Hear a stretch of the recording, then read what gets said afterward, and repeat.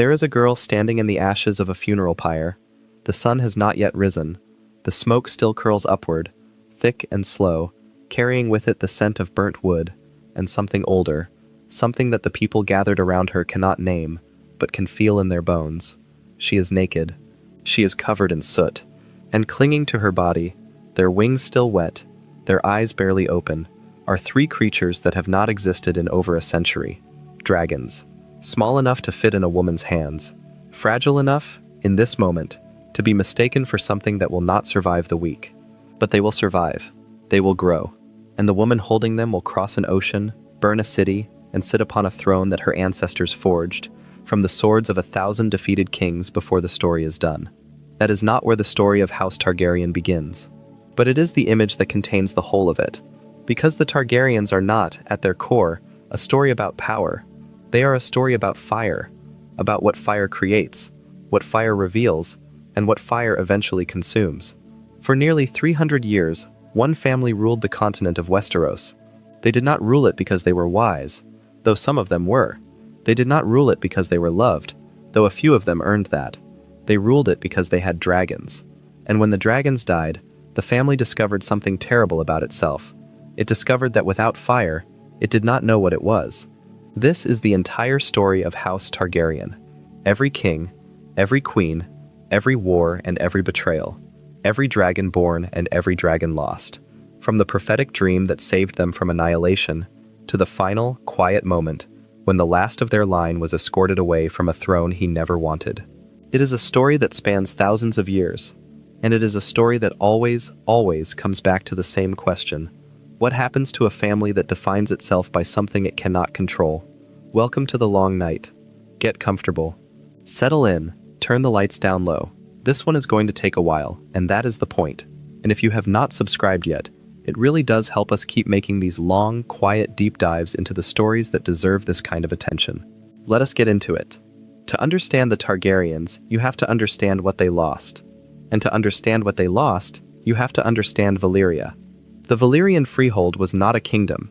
It was something larger, something stranger, something that the world that came after it could never quite replicate. It was an empire built on dragonfire and blood magic, stretching across most of the continent of Essos, and it was ruled not by a single monarch but by a collection of noble families known as the dragonlords. 40 families, each of them bound to the great beasts, each of them wielding a power so immense that the rest of the known world existed, essentially, at their pleasure. They built roads that still stand 5,000 years later. They forged steel, using techniques that no smith has been able to reproduce. They raised cities of fused stone, towers that seemed to grow from the earth itself, and they did all of it with the casual confidence of people who understood, at the deepest level, that no one could stop them. The Targaryens were one of these 40 families, but they were not one of the great ones. This is a detail that matters more than it might seem at first glance. The Targaryens were dragonlords, yes. They had the blood of old Valyria. They had the bond with the dragons. But within the hierarchy of the Freehold, they were minor players. Not destitute, not powerless, but not the family that other families feared either. They were, in the language of a world that had not yet been born, a middling house, comfortable, respectable, forgettable. And then one of them had a dream. Her name was Daenys. History remembers her as Daenys the Dreamer, daughter of Lord Aegon Targaryen, and what she saw in her sleep one night changed the course of human history more decisively than any battle, any conquest, any political maneuver ever would. She saw fire. She saw the 14 flames, the volcanic mountains that formed the spine of the Valyrian Peninsula, erupt simultaneously. She saw the earth crack open. She saw the sky turn black. She saw the great civilization of Valyria consumed in a single, catastrophic moment of annihilation. And she saw it clearly enough, specifically enough, that when she woke, she did not wonder whether it was a dream. She knew it was the future. Think about what that means for a moment. Not the prophecy itself, but the decision that followed it. Aegon Targaryen, a lord of modest standing in the most powerful civilization the world had ever known, listened to his daughter describe a vision of total destruction and chose to believe her. He sold his estates. He gathered his wives, his children, his slaves, his wealth. He took his 5 dragons, including the great black beast called Balerion. And, roughly 12 years before the doom would prove his daughter right, he left. he sailed west, across the narrow sea, to a volcanic island called Dragonstone, the westernmost outpost of Valyrian influence, and he settled there. The other dragonlord families laughed. Of course they did. A minor lord, abandoning the greatest civilization in the world because his daughter had a bad dream. The Targaryens became a joke in the halls of Valyria, a cautionary tale about what happens when you take prophecy too seriously, when you let fear override reason, when you abandon everything you have built because a girl woke up screaming in the night. 12 years later, every single one of those laughing families was dead. The Doom of Valyria is the single most catastrophic event in the known history of this world. On the day it came, every hill for 500 miles exploded. The 14 flames did not simply erupt. They detonated. Molten rock launched 1,000 feet into the air.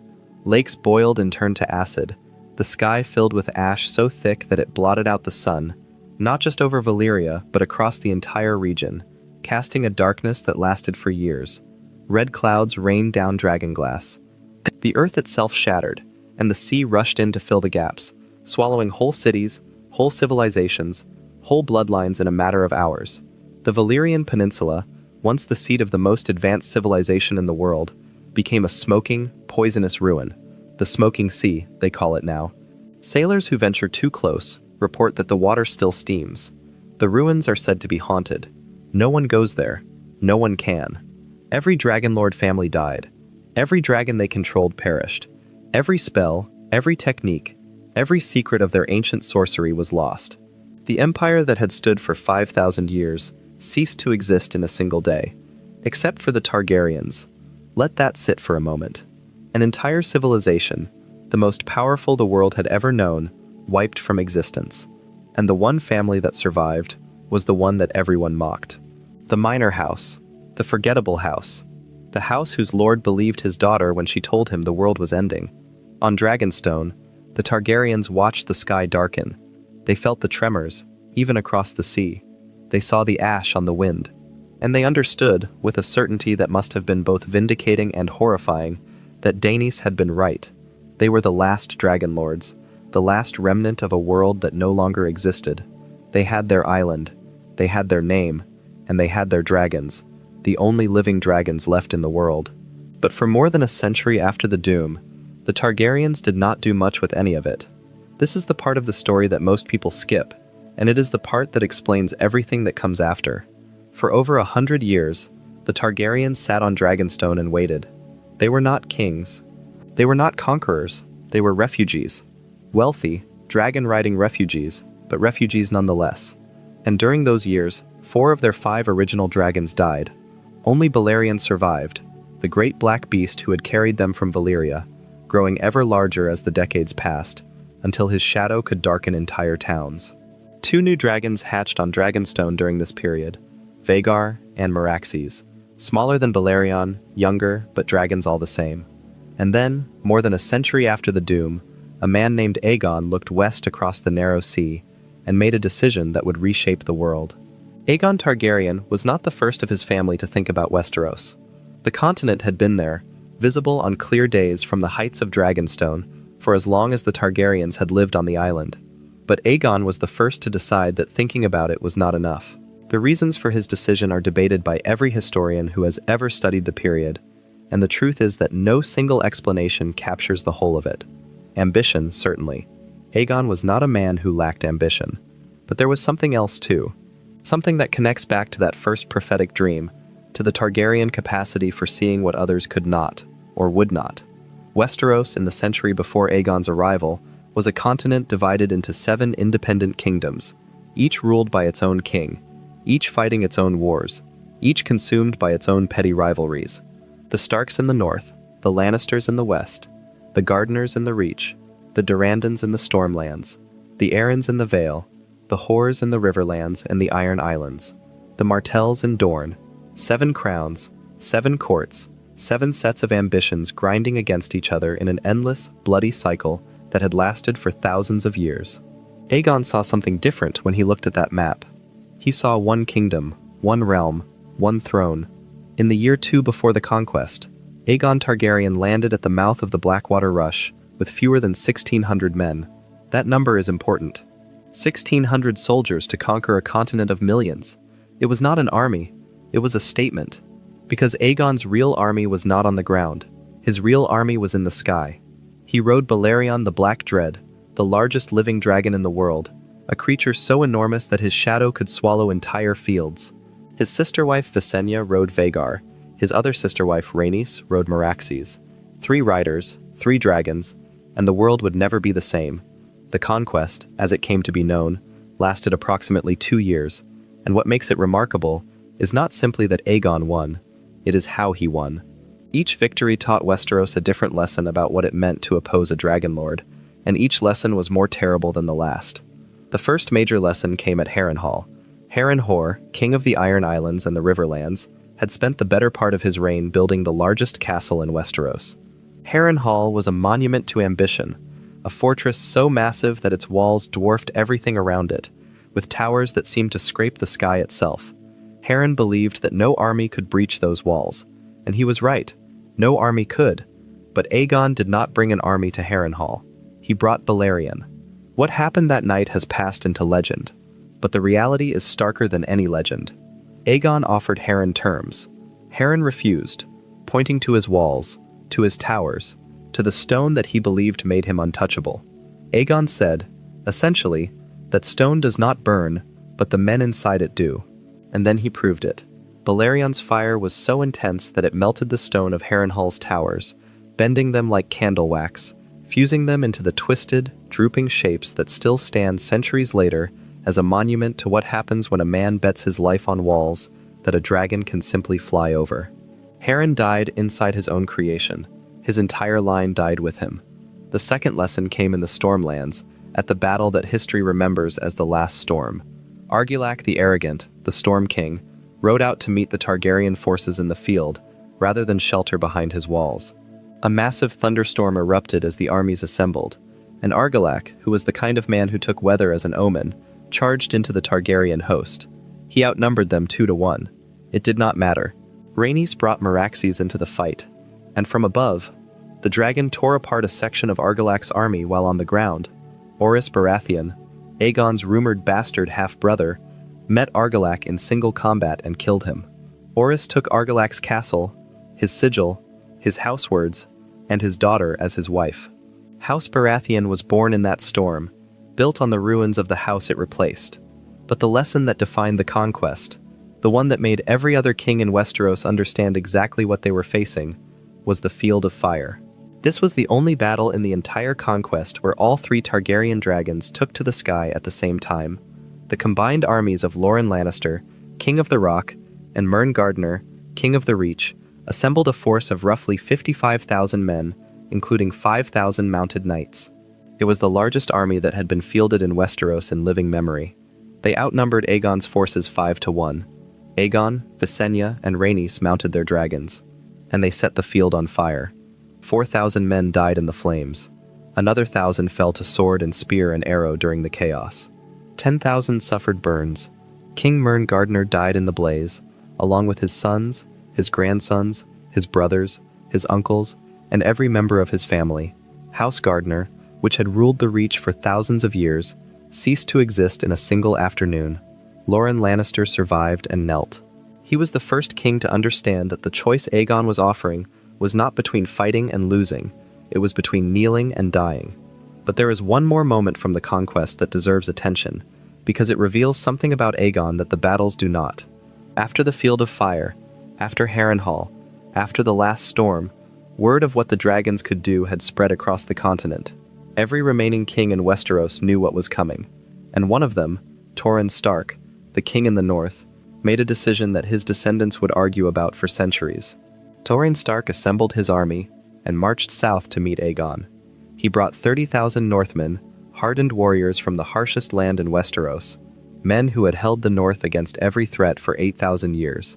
He reached the southern bank of the Trident, and he looked across the river at Aegon's host, an army swollen with the soldiers of every house that had already submitted, and above that army, 3 dragons. Torrhen's bastard brother offered to sneak across the river at night and put an arrow through Aegon's eye. Torrhen refused. He looked at the dragons. He looked at his 30,000 men, men who trusted him, men who would follow him into a battle they could not win if he asked them to, and he chose not to ask. He crossed the river. He knelt. He laid his ancient crown, the crown of the kings in the north, at Aegon's feet.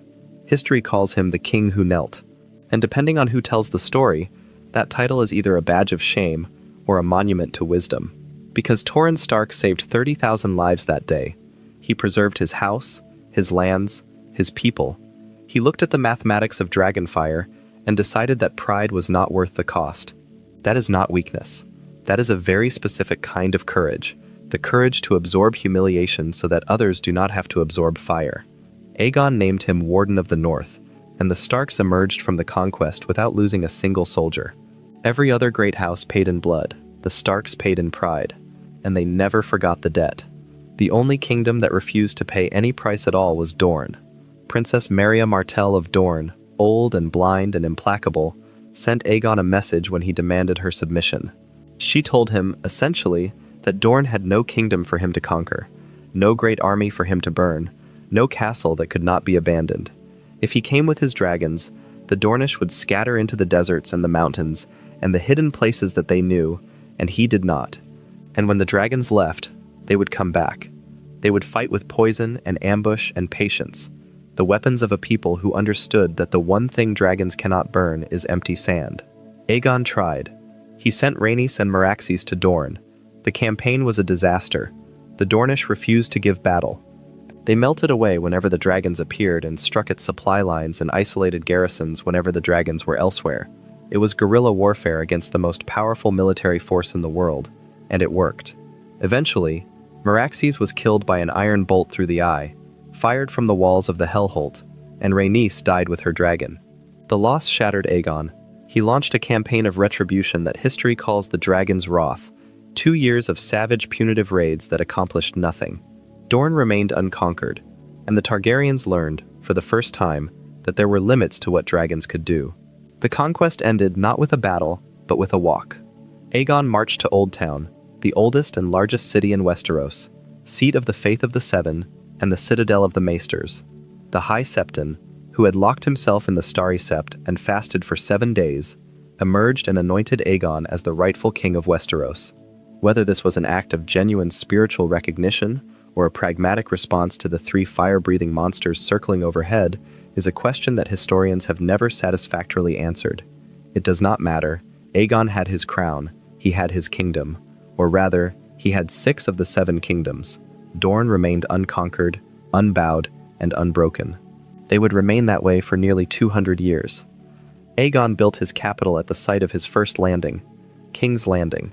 He built his throne from the swords of every lord who had opposed him, melted together by Balerian's fire into a massive, ugly, dangerous seat of twisted metal, the Iron Throne. A throne that cut the kings who sat upon it, that was deliberately uncomfortable, deliberately threatening, deliberately designed to remind every ruler who sat upon it that power is not comfortable, and that a king should never sit at ease. It was Aegon's final lesson, and it was directed not at his enemies, but at his own descendants. He ruled for 37 years. He was not a gentle king, but he was not a cruel one either. He built roads, he established laws, he laid the foundation for a unified realm that, whatever its many flaws, was more stable and more prosperous than the patchwork of warring kingdoms that had preceded it. There is an image of Aegon that gets lost in the stories about conquest and dragonfire, and it is worth recovering. In the years after the conquest, Aegon made a practice of traveling his kingdom. He rode Balerion from castle to castle, from region to region, hearing disputes, settling grievances, showing himself to the people he ruled. He was not doing this out of vanity. He was doing it because he understood, with a clarity that several of his descendants would lack, that a kingdom held together only by force is a kingdom that falls apart the moment the force wavers. He needed to be seen. He needed to be known. He needed the lords and small folk of Westeros to understand that the Targaryen king was not a distant tyrant on a dragon, but a ruler who showed up, who listened, who was present. His sister wives played distinct roles in this governance. Visenya was the warrior, the enforcer, the one who inspired fear. She established the Kingsguard, the 7 sworn shields who would protect every Targaryen king from that point forward. Rhaenys had been the diplomat, the negotiator, the one who won loyalty through charm rather than threat. Between the 3 of them, They had created a system of rule that balanced severity with warmth, authority with accessibility. It was not democracy. It was not justice, in any modern sense, but it was order, and for a continent that had known nothing but war for millennia, order was its own kind of mercy. Rhaenys was the first of them to fall, during the failed conquest of Dorne. Visenya lived longer, surviving Aegon himself, a cold and formidable woman whose final years were spent in the shadow of her son Maegor and the violence he would unleash on the world. Aegon died of a stroke in the year 37 AC, at the fortress on Dragonstone where his family had lived for more than a century. He was sitting at the painted table, the great carved map of Westeros that he had used to plan the conquest, telling his grandsons stories about the dragons and the battles and the world he had reshaped. He collapsed mid-sentence. He never woke. He was 64 years old, and he left behind something that no Targaryen before him had ever possessed: a dynasty. That is what Aegon created. Not just a kingdom, but a line, a succession, a future. The question that would haunt every generation of Targaryens that followed was whether they could hold what he had built, and the answer, as the centuries would prove, was complicated. Aegon's firstborn son, Aenys, inherited the throne in 37 AC. He was 30 years old, and from the very beginning, the contrast between father and son could not have been starker. Where Aegon had been decisive, Aenys was uncertain. Where Aegon had projected authority simply by existing, Aenys seemed to invite challenge. He was not a stupid man. He was not even, by most accounts, a bad man. But he was a weak one, and in the world that his father had built, weakness was an invitation. The problems began almost immediately. Within the first year of his reign, 4 separate rebellions erupted across the realm. A bandit lord who claimed descent from Harren the Black seized Harrenhal in the Riverlands. Other pretenders and opportunists rose in different regions, sensing what wolves always sense: vulnerability. Aenys managed to suppress these rebellions, but only with help. His half-brother Maegor, Aegon's second son by his other sister-wife Visenya, was the one who actually did the fighting. Maegor was everything Aenys was not: hard, brutal, decisive, utterly without mercy. Where Aenys inspired hesitant loyalty, Maegor inspired pure, uncomplicated terror. And while that made Maegor useful, it also made him dangerous, a distinction that Aenys understood too late, and that Visenya, Maegor's mother, never acknowledged at all. The crisis that broke Aenys came from an unexpected direction. The faith of the Seven, the dominant religion of Westeros, had tolerated the Targaryen practice of incestuous marriage for a generation, largely because Aegon the Conqueror had 3 dragons and an apparent willingness to use them on anyone who objected. But when Aenys announced in 41 AC that his eldest daughter, Princess Rhaena, would wed his eldest son and heir, Prince Aegon, the faith snapped. The High Septon declared Aenys a pretender and a tyrant. The warriors' sons and the poor fellows, the military orders of the faith known collectively as the Faith Militant, rose in open rebellion. This was not a border skirmish. This was not a local lord testing the crown's resolve. This was the single most powerful institution in Westeros, apart from the crown itself, declaring war on the ruling dynasty. And Aenys, the man who was supposed to meet this challenge, crumbled. He fled King's Landing as the Faith Militant seized the city. He retreated to Dragonstone, and there, consumed by stress, undermined by illness, possibly poisoned by his own aunt Visenya, King Aenys the first of his name, died in 42 AC. He had ruled for 5 years. He left behind a realm in chaos and a throne that was, for the first time since its creation, genuinely vulnerable. What followed was the reign of Maegor, and if the story of House Targaryen is a story about fire, then Maegor is the chapter where the fire stops creating and starts consuming. Maegor took the throne in 42 AC, despite the fact that Aenys had sons of his own who held a stronger claim. It did not matter. Maegor had Balerion, Maegor had his mother Visenya's support, and Maegor had an appetite for violence that made every alternative claimant reconsider the value of their claim very quickly. He is remembered as Maegor the Cruel, and it is one of those rare historical epithets that undersells the reality rather than overstating it. His first act as king was to turn his attention to the Faith Militant rebellion that had broken his brother. Atop Balerion, Maegor burned the Sept of Remembrance and everyone inside it. He fought the Faith Militant at Stonebridge and at the Great Fork of the Blackwater, He offered bounties for the heads of warriors' sons and poor fellows. He did not negotiate. He did not compromise. He simply killed everyone who opposed him until opposition became synonymous with death. But it was not only the faith that felt Maegor's cruelty. It was everyone.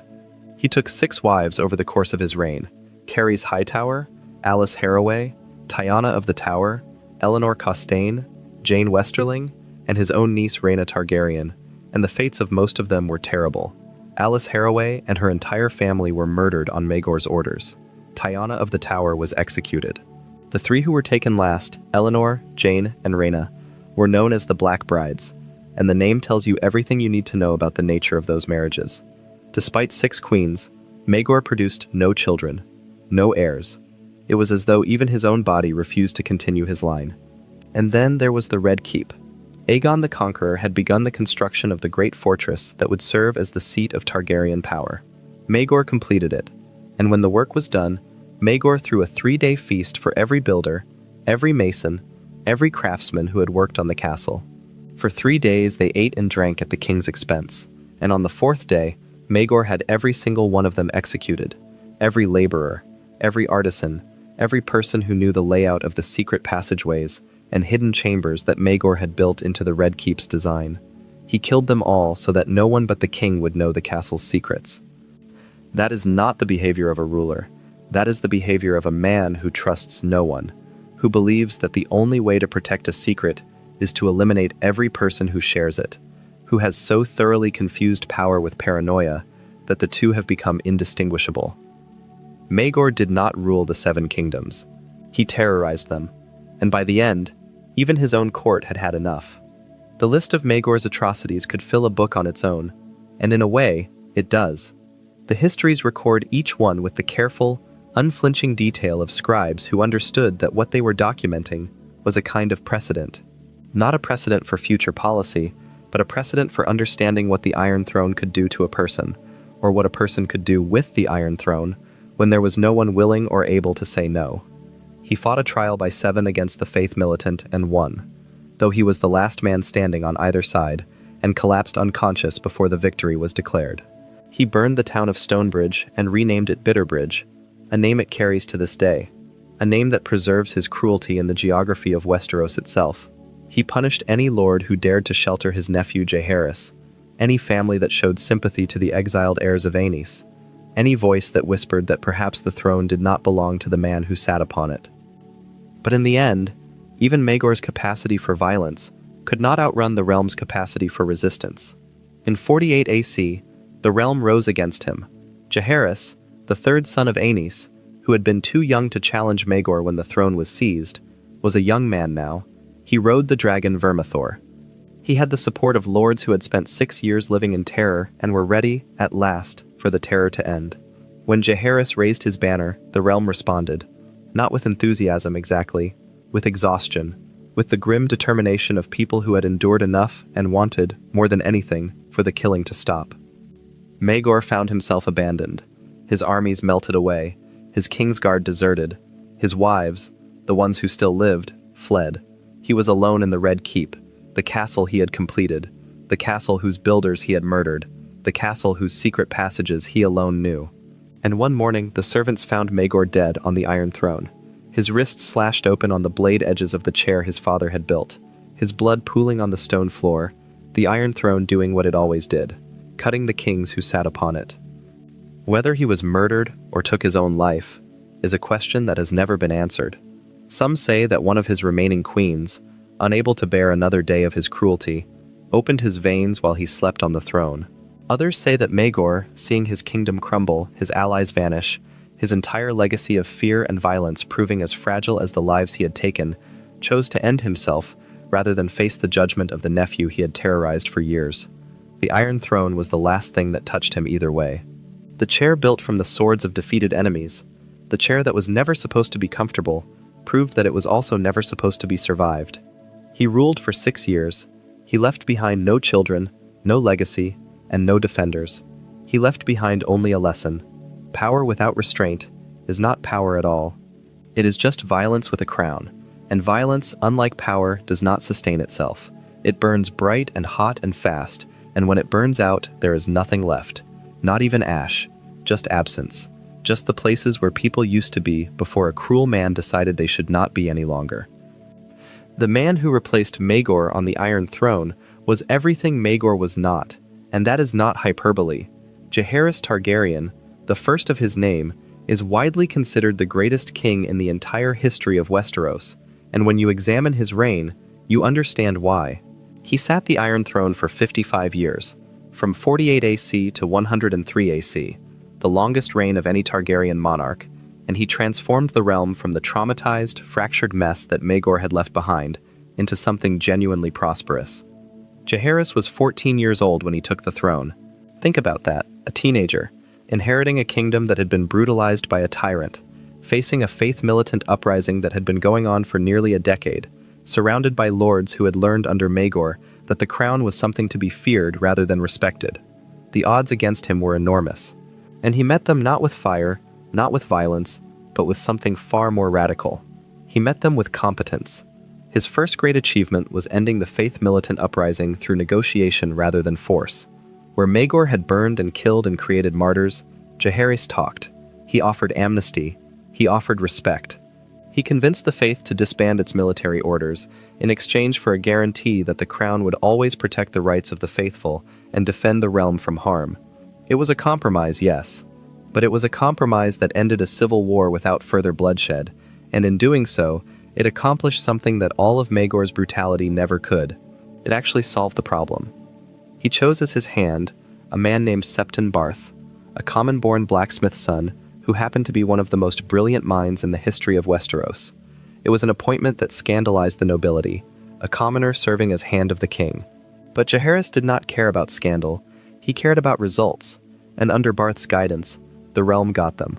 Barth served as hand for 40 years, and during that time, the realm experienced a period of peace and plenty that it had never known before and would arguably never know again.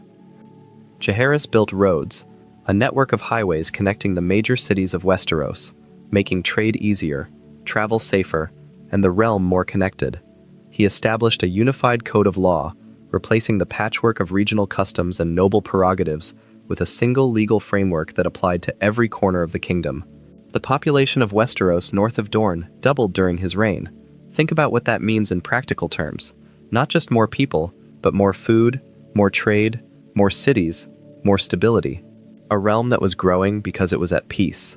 Because the crown was not draining its resources into endless wars. Because for the first time in living memory, the people of Westeros could plan for a future that did not include being burned alive by a dragon, or conscripted into some lord's petty border dispute. And beside him, for most of that reign, stood his sister wife Alysanne. Good Queen Alysanne, they called her, and the name was not flattery, it was description. Alysanne was not merely a consort. She was a co-ruler in all but title, deeply involved in governance, in diplomacy, in the daily work of running a kingdom. She traveled the realm, staying in villages, listening to common people, personalizing the monarchy in a way that no Targaryen before her had even attempted. She convinced Jaehaerys to expand the gift of land to the Night's Watch, doubling the territory known as Brandon's Gift. She championed the rights of women and the well-being of the small folk. She was, in many ways, the conscience of the reign, the voice that reminded the king that power existed to serve, not simply to rule. Their marriage was not perfect. No marriage that lasts 55 years is. They quarreled. They disagreed about the succession, about the rights of their daughters, about the future of the dynasty. Alysanne believed that the old law favoring male inheritance was unjust, that the daughters of the king should have the same rights as his sons. Jaehaerys disagreed. It was the great argument of their marriage, the crack in a partnership that was otherwise as close to equal as any royal marriage in the history of Westeros had ever been. And it was an argument that would echo down through the centuries, through the Great Council, through the Dance of the Dragons, through every succession crisis that tore the dynasty apart. Alysanne saw the future. Jaehaerys chose the past, and the dynasty paid for his choice in blood. They suffered in ways that have nothing to do with politics. They had 13 children, and they buried far too many of them. Some died young, some died in childbirth. Some died of disease or accident, or the simple, brutal mathematics of a world without modern medicine. Prince Aemon, their eldest surviving son, the heir they had groomed for the throne, died young. killed by a crossbow bolt while fighting Myrish pirates. Prince Balon, who replaced Aemon as heir, died of a burst belly at the age of 44. The grief of outliving their children marked both of them, darkened the final years of a reign that had, by any objective measure, been the most successful in the history of Westeros. Alysanne died in 100 AC, 3 years before Jaehaerys. They had been married for nearly 50 years. The histories say that Jaehaerys was never the same after her death, that his mind began to wander, that he confused his living children with his dead ones, that he called for people who had been in the ground for decades. The greatest king in Targaryen history spent his final years lost in the fog of age and grief, surrounded by ghosts, unable to remember which of his children were alive and which were memories. There is a specific kind of cruelty in that. The man who had built the most stable realm in history could not in the end keep hold of his own mind. But here is the thing about Jaehaerys that matters most for the story that follows. His greatest achievement, a stable and prosperous realm, was also the thing that made the eventual catastrophe possible. Because Jaehaerys proved that the Targaryen dynasty could produce a good king. A great king, even. But he also proved, inadvertently, that the dynasty's success was entirely dependent on the character of whoever sat the throne. The system he built was not self-sustaining. It required a Jaehaerys. And there was only one. Jaehaerys died in 103 AC, old and frail, his mind dimming, his beloved Alysanne already gone. Before his death, he faced a crisis that would echo through the centuries, the question of succession. His eldest surviving son had died. His second son had died. The claim to the throne was disputed between his granddaughter Rhaenys, the only child of his eldest son Aemon, and his grandson Viserys, the eldest son of his second son Balon. 2 years before his death, Jaehaerys convened the Great Council at Harrenhal to settle the matter. The Great Council chose Viserys. The reasons were partly political, partly pragmatic, and partly rooted in a principle that would haunt the dynasty for generations. The Lords of Westeros, given a choice between a male claimant and a female claimant, chose the male. They chose Viserys not because he was more capable than Rhaenys, not because he had a stronger claim in any absolute sense, but because the Lords of Westeros could not bring themselves to accept a woman on the Iron Throne. The precedent was set, and the precedent was a bomb, ticking quietly beneath the foundations of everything Jaehaerys had built. Viserys, the first of his name, took the Iron Throne in 103 AC. He inherited the most stable, most prosperous realm in the history of Westeros, a full treasury, a peaceful kingdom, the goodwill that his grandfather had built over half a century. And he proceeded, slowly, steadily, with the best of intentions, to light the fuse on the conflict that would destroy it all. Viserys was not a bad king. This needs to be stated plainly, because what followed his reign was so catastrophic that it is tempting to blame him for all of it. But the truth is more nuanced than that. Viserys was a kind man, a good-natured man, a man who loved his family, who wanted nothing more than for the people around him to get along, who believed, with a sincerity that was almost childlike, that the conflicts brewing in his court would resolve themselves if everyone just sat down and talked. He was wrong. But the error came from a good place, and that makes the tragedy of it worse, not better. The critical decision of his reign came early, after the death of his first wife, Queen Aemma Arryn, who died in childbirth along with the son who was supposed to be his heir. Viserys was left with one surviving child, his daughter Rhaenyra. And despite the precedent set by the Great Council, despite the implicit decree that a female claimant could not supersede a male claimant, Viserys named Rhaenyra as his heir. He made every lord in the realm swear an oath to support her claim, and he believed, because Viserys always believed, that the oaths would hold. Then he remarried. His second wife, Alicent Hightower, gave him sons, Aegon, Aemond, Daeron, 3 healthy boys, each one of them a living argument against Rhaenyra's claim. Because if the Great Council had established the principle that males inherit before females, then Aegon, Viserys' eldest son, had a stronger claim than Rhaenyra, his eldest daughter. But Viserys refused to acknowledge this. He refused to change his named heir. He refused to address the contradiction. He just wanted everyone to get along. For years, the court at King's Landing simmered with a tension that Viserys either could not see or chose not to. 2 factions formed, the Blacks, who supported Rhaenyra, and the Greens, who supported Aegon.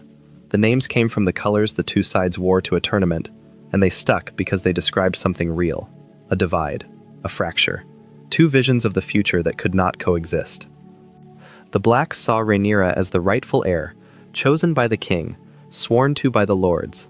Her chief supporter was her uncle and eventual husband, Daemon Targaryen, Viserys' brother, a man who was simultaneously the most charismatic and the most dangerous member of the royal family. Daemon was a warrior, a dragon rider, a rogue, a man who radiated the kind of intensity that made people either love him or fear him, with very little middle ground. He had ridden the dragon Caraxes since youth. He had won wars and fought duels and charmed his way through scandals that would have destroyed a lesser man. And he married Rhaenyra, binding his claim to hers, making himself not just a supporter, but a stakeholder. The Greens saw Aegon as the rightful heir, supported by precedent, by tradition, by the simple, ancient logic that sons come before daughters.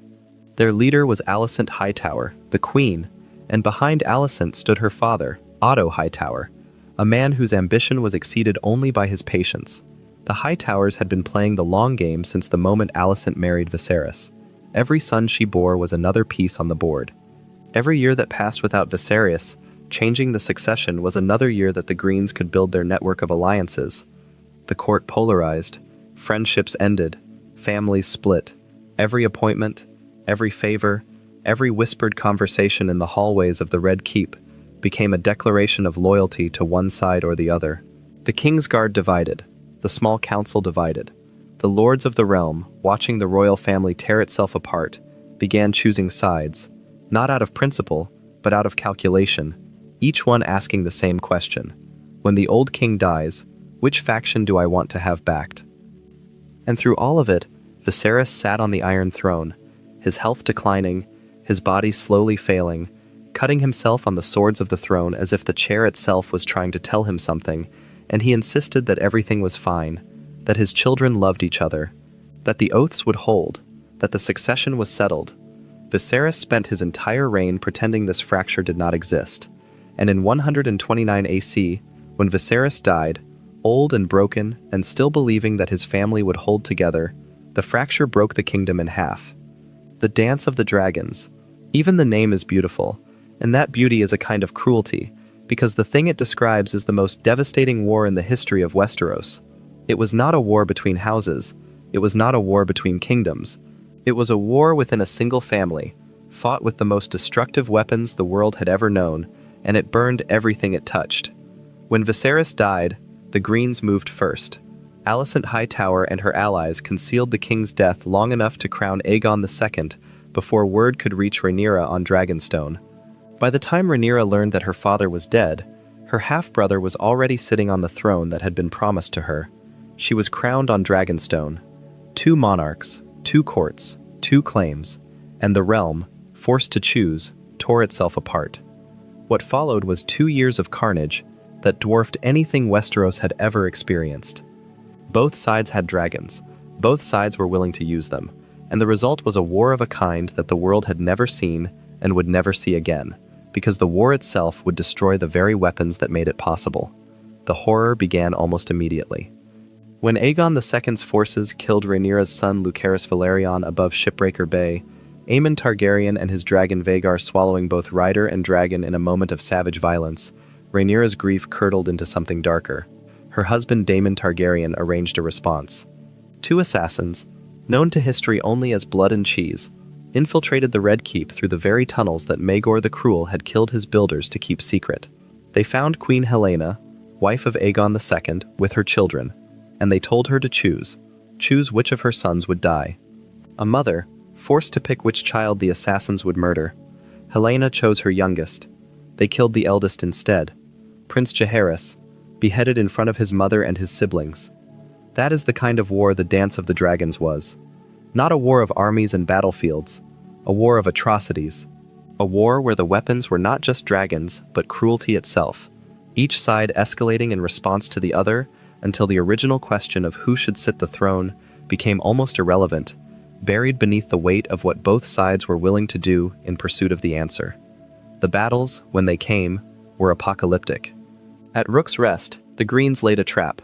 Sir Criston Cole marched on the castle of Lord Staunton, knowing that the Blacks would send a dragon rider to defend their ally. Rhaenys Targaryen came on her dragon Meleys, the Red Queen, one of the fastest dragons alive. She found Cole's army and dove. And then, from behind the clouds, 2 more dragons appeared. Aegon II on Sunfire, Aemond on Vhagar. It was an ambush, 3 dragons colliding in the sky above a burning castle, and the violence of it defies description. Meleys locked her jaws around Sunfire's neck. Vhagar fell upon them both from above. All 3 dragons crashed to earth in a tangle of wings and fire and screaming metal. Rhaenys died beside her dragon, her body so badly burned that she was identified only by the remnants of her armor. Aegon survived, barely, his body broken, his dragon crippled, half the bones in his body shattered. He would never be the same. The battle above the God's Eye was the moment the war became legend. Daemon Targaryen, Prince of the City, dragon rider, warrior, rogue, the most dangerous man alive, flew his dragon Caraxes to Harrenhal, where Aemon Targaryen had been terrorizing the Riverlands atop the enormous Vhagar, the largest living dragon in the world, the beast that had once been ridden by Visenya herself during the original conquest. Daemon waited at Harrenhal for 13 days. On the 14th, Aemon came. The 2 dragons met over the God's Eye, Caraxes and Vhagar. 2 dragons that had no business fighting each other, one lean and fast, the other old and massive and terrible. They clashed in the sky and fell together, locked in combat, spiraling downward toward the lake. And as they fell, according to the songs that survivors later sang, Daemon Targaryen leaped from his saddle onto Vhagar. He drove his Valyrian steel sword, Dark Sister, through Aemon's remaining eye, through the sapphire that Aemond wore in his empty socket, and into his skull. Both dragons hit the water. Vhagar sank. Her body was found years later at the bottom of the lake, with Aemon's skeleton still chained to the saddle, Dark Sister still buried in his eye. Caraxes, mortally wounded, managed to drag himself to the shore beneath the walls of Harrenhal, where he died. Daemon's body was never found. Let that sit for a moment. 2 uncles, fighting to the death on Dragonback over a lake, each willing to die to kill the other, and both of them succeeding. That is not a battle, that is a family destroying itself. And still the war continued. Armies clashed across the Riverlands, the Reach, the Crownlands. Cities burned, alliances shifted, betrayals multiplied. The worst came not from the dragons but from the people they were supposed to protect. The storming of the Dragon Pit in King's Landing is the moment where everything the Targaryens believed about themselves was proven wrong. A mob of small folk, driven mad by fear and hunger and the simple, primal terror of living in a city surrounded by dragons, whipped into a frenzy by a one-handed prophet called the Shepherd, who preached that the dragons were demons sent from hell, stormed the Dragon Pit. The great dome structure on Rhaenys' hill, where the Targaryen dragons were housed. They broke through the doors, they poured inside, and they killed the dragons.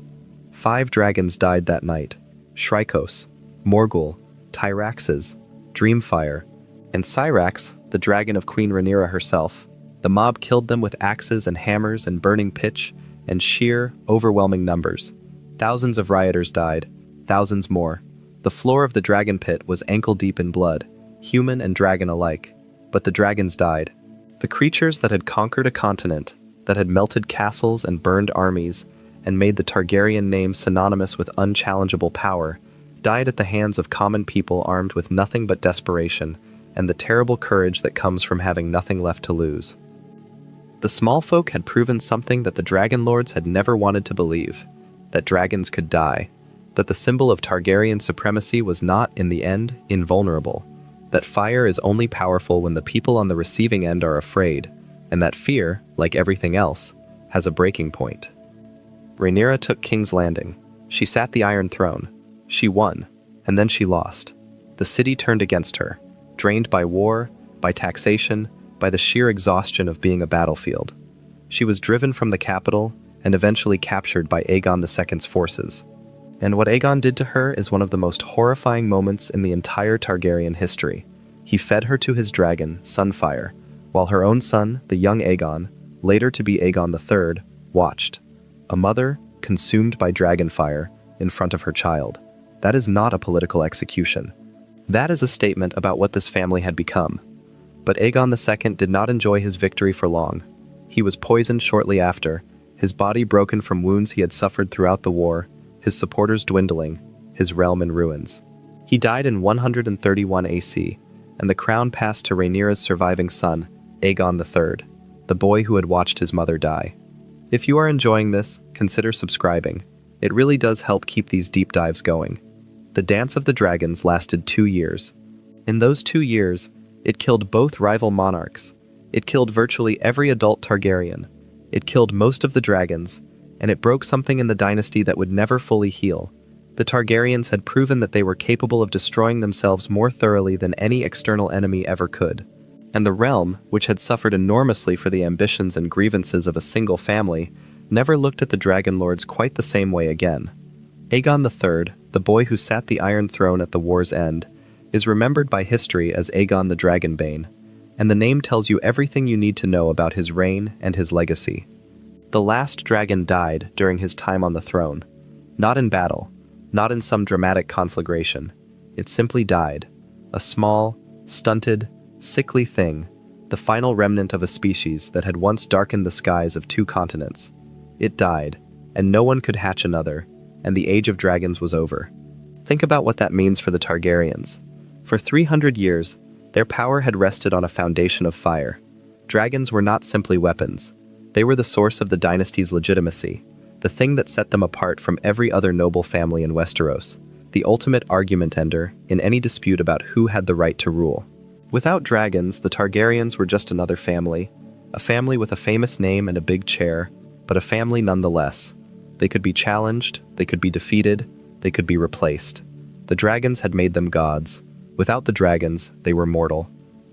There is a detail about Aegon III that most histories mention only in passing, but that says everything about the man and the dynasty he represented.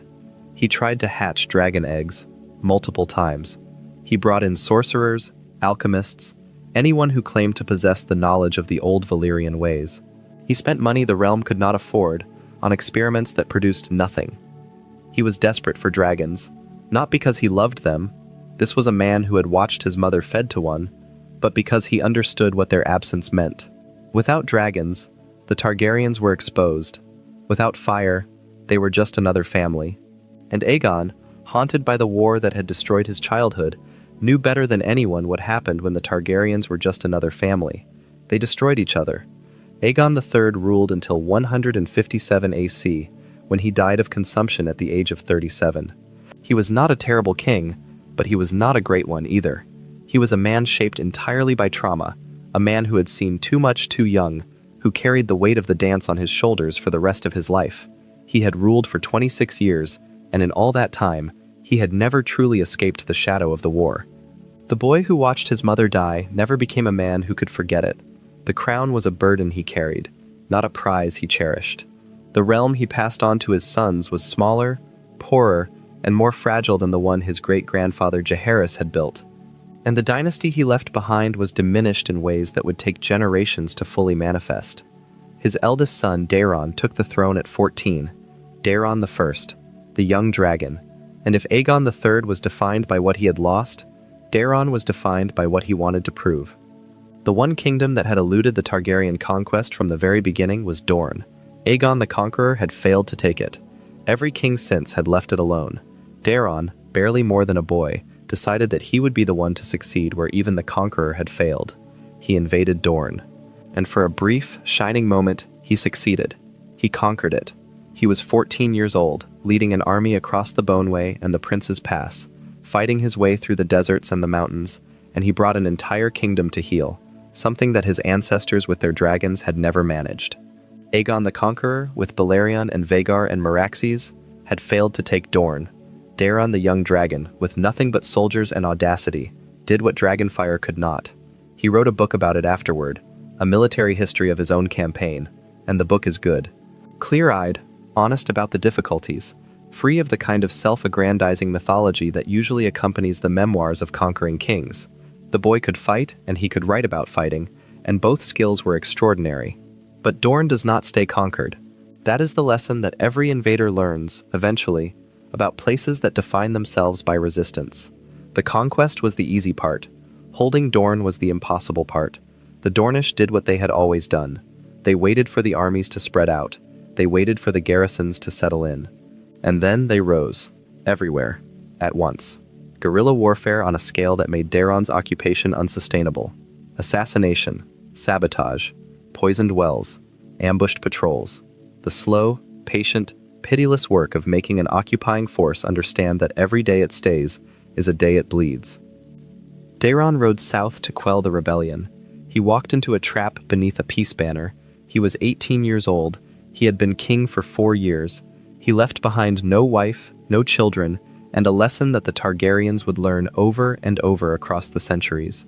That the most dangerous enemy is not the one with the biggest army. It is the one with the most patience. His brother Baelor succeeded him, and Baelor was something the Iron Throne had never seen before and would never see again. He was a religious zealot. Not a man who used religion as a tool of power, the way kings before and after him would, but a man who genuinely, deeply, pathologically believed. Baelor the Blessed, they called him, and the name was half reverence and half diagnosis. Before he was crowned, Baelor walked to Dorne, barefoot, alone. He walked through the desert to the Dornish court and negotiated the release of the prisoners his brother's failed war had left behind. He walked through a viper pit, they say, and emerged unscathed, though his companions were less fortunate. He believed that the gods protected him. He believed that his faith made him invulnerable. He believed with the kind of certainty that only a Targaryen could muster, the same certainty that had driven Aegon to conquer and Maegor to kill, and Aegon V to reach for dragons, except that Baelor's certainty was directed not at fire but at heaven. He built the Great Sept of Baelor, one of the most magnificent religious structures in Westeros, a monument to the faith that would stand for centuries. He walked barefoot through the streets. He fasted. He prayed. He tried to replace the Grand Maester with a stonemason who had had a vision of the crone. He locked his own sisters in a tower, the Maiden Vault, so that their beauty would not tempt him or any man at court into sinful thoughts.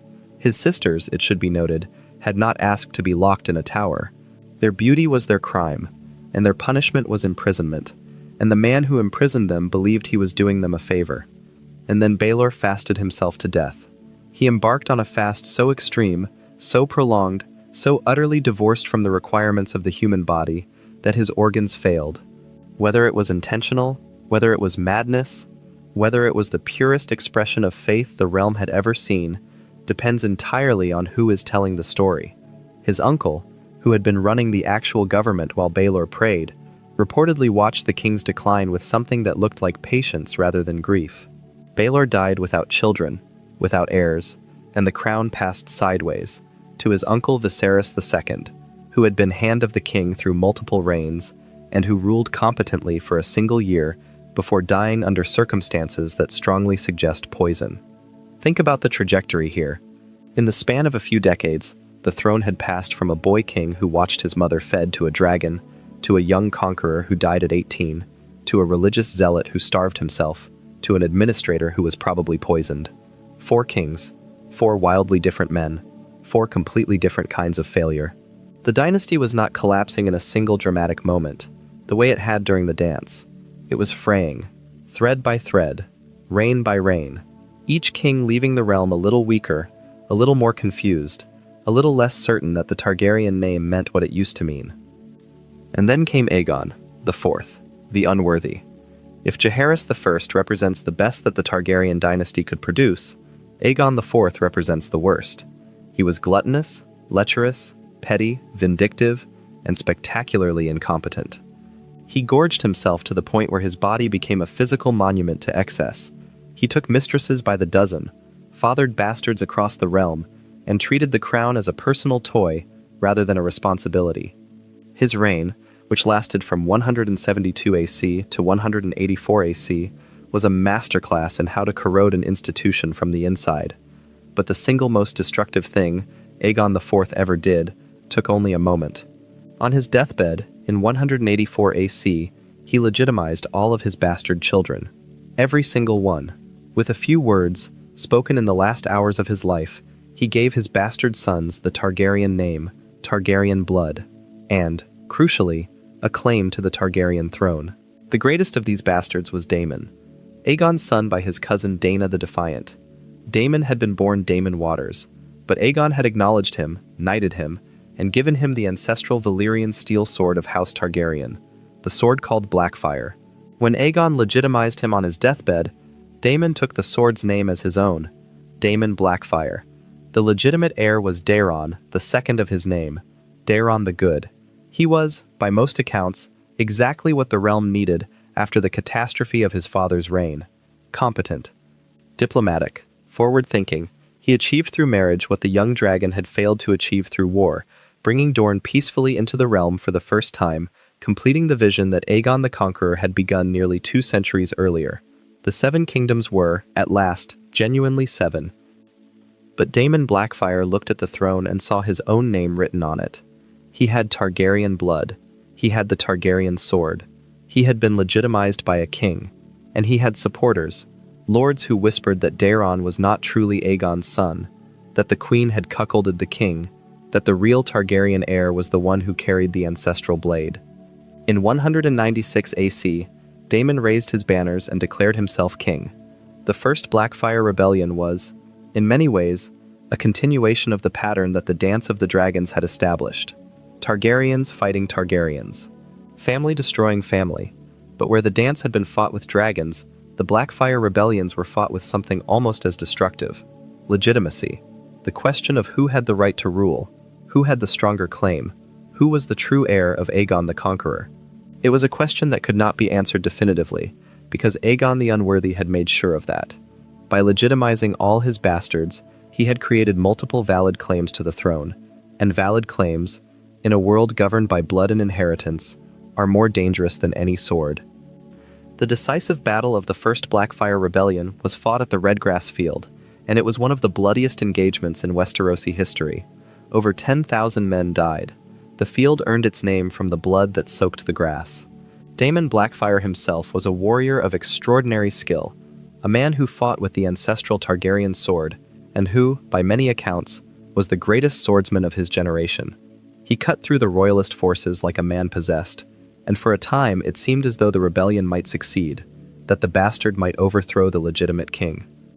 It was Brynden Rivers who ended it. Bloodraven, the one-eyed bastard of Aegon IV, who had chosen to support the legitimate line rather than the pretender. Bloodraven commanded the Raven's Teeth, an elite corps of archers, and he placed them on the high ground overlooking the Redgrass Field. When Daemon Blackfyre broke through the royalist center, when victory seemed within his grasp, Bloodraven loosed his arrows. Daemon fell. His twin sons fell beside him, their bodies covering his as if even in death they could protect their father. The rebellion collapsed. But it was not over. Not really. Daemon's surviving sons fled across the narrow sea to the free cities, and they took with them the Blackfyre name, and the Blackfyre claim, and the Blackfyre sword. And they waited. And their sons waited. And their sons' sons waited.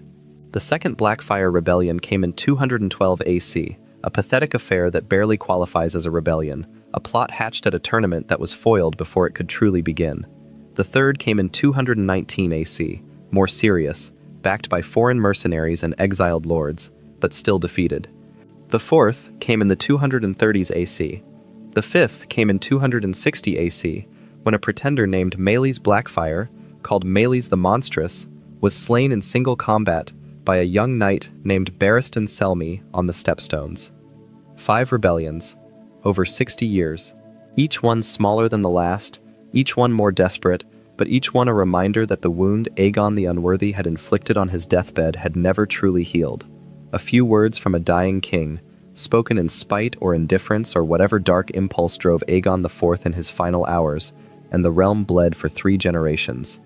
The Targaryens were not just fighting external enemies, they were fighting their own blood, and the blood kept coming back.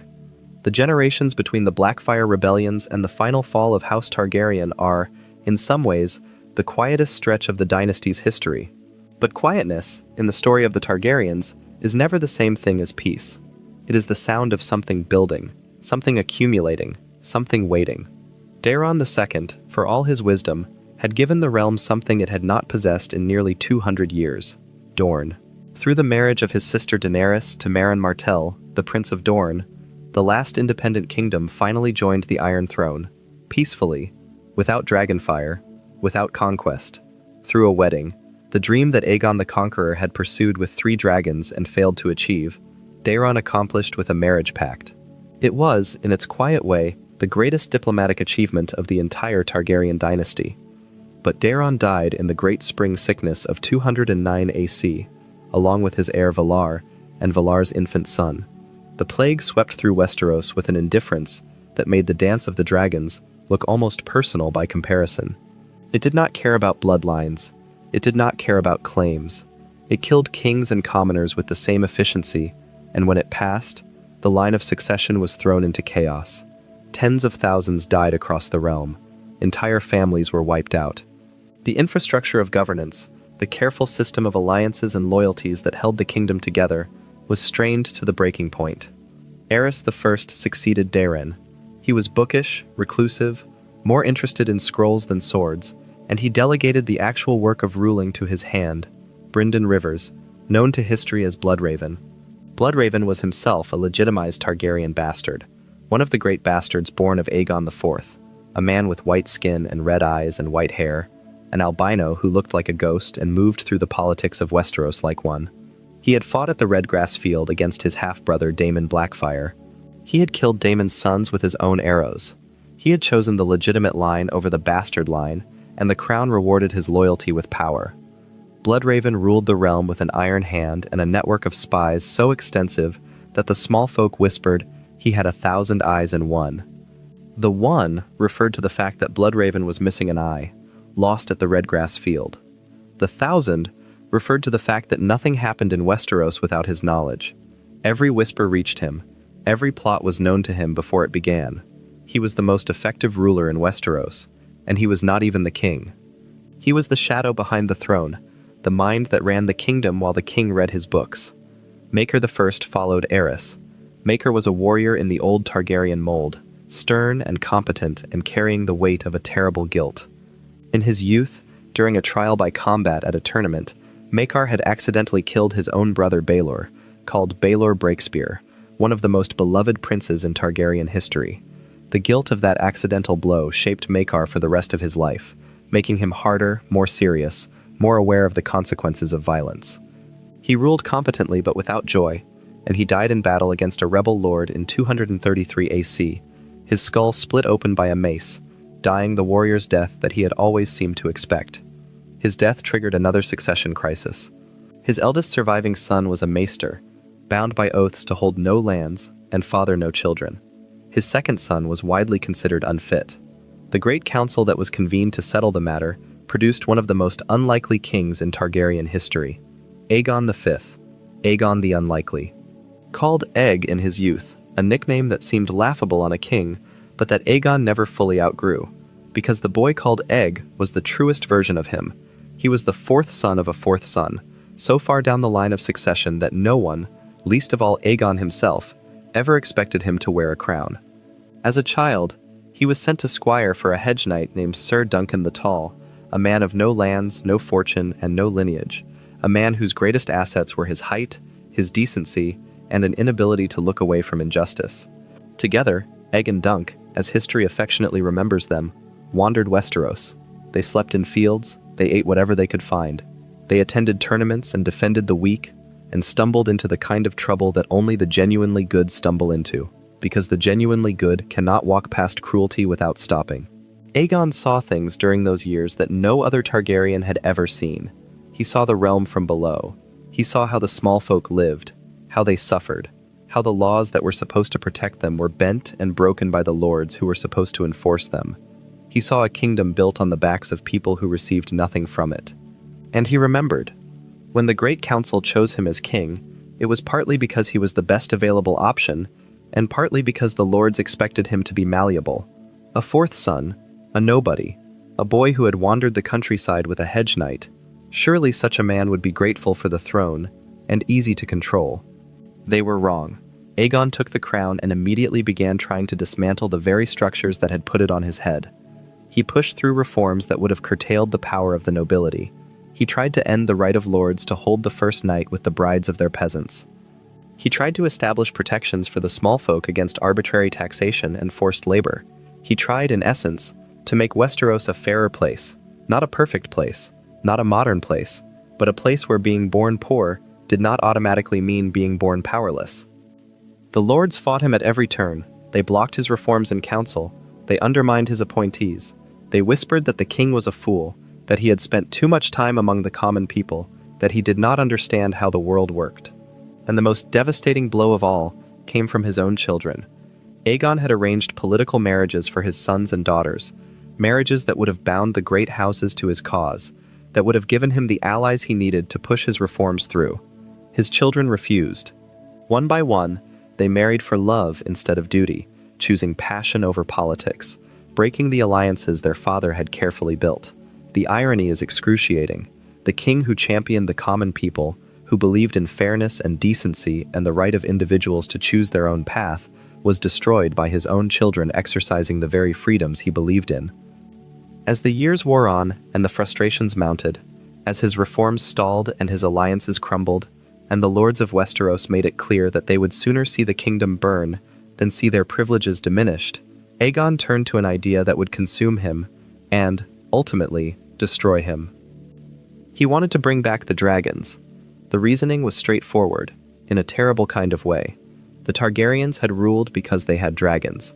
Without dragons, they were at the mercy of their lords.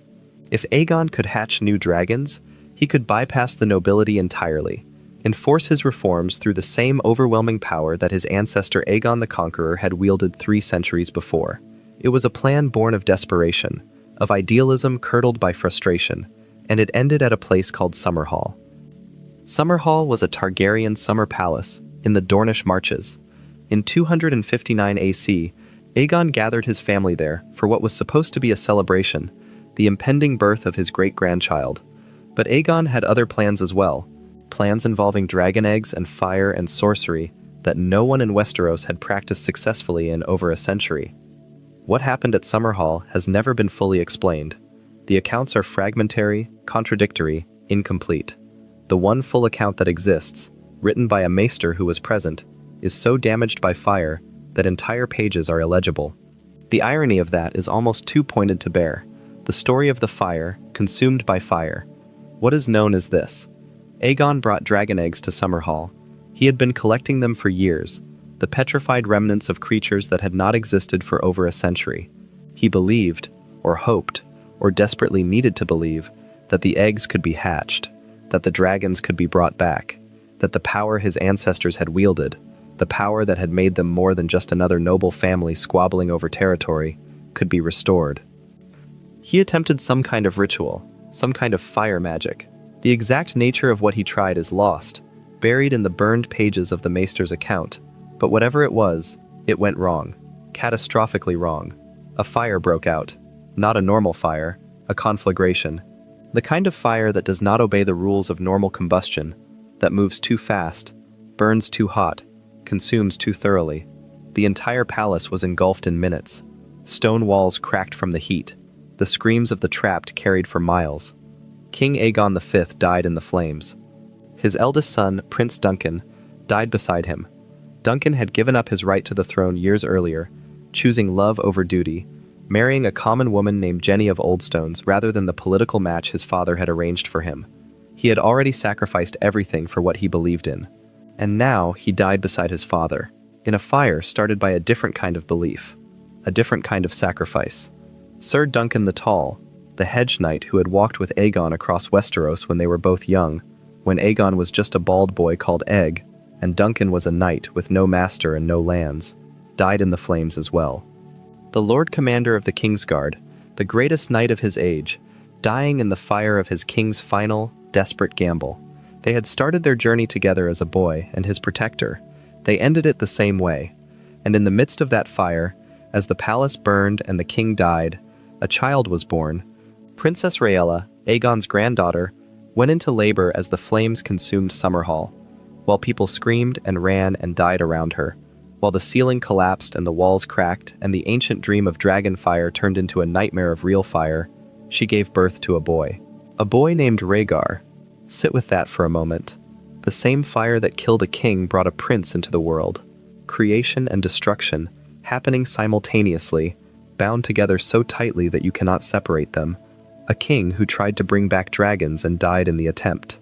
A prince born in the ashes of that attempt, who would spend his entire life haunted by prophecy and fire, and the feeling that he was meant for something that he could not quite name. It is the Targaryen story in miniature. It is the Targaryen story in its entirety. The tragedy of Summerhall is often treated as a footnote, a curious piece of backstory that explains Rhaegar's melancholy and nothing more. But it is far more than that. It is the moment where the Targaryen obsession with fire, with dragons, with their own specialness, produced its most devastating result. A king who genuinely wanted to help his people, who genuinely believed that dragons were the answer, who was willing to risk everything on that belief, and who lost everything. Aegon V was not a mad king. He was not a cruel king. He was a good man, driven to a desperate act by the same forces that had driven every Targaryen before him. The need for fire, the need for dragons, the need to be more than mortal. And the fire took him, the way fire always takes the Targaryens who reach for it too eagerly. Rhaegar's father, Aerys, became king. Aerys, the second of his name, the son of Jaehaerys II, a quiet and unremarkable king who had the good fortune to die before the weight of the crown could break him. Aerys was crowned in 262 AC, at the age of 18, young and confident and burning with plans. And here, at last, the story of House Targaryen arrives at its final act.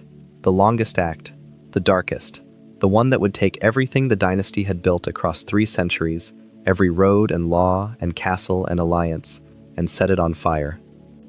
Aerys Targaryen did not begin as the Mad King. This is a detail that matters, because it reframes the horror of what he became. He was, in his youth, charming, generous, full of grand plans and ambitious ideas. He talked about building a new city. He talked about conquering distant lands.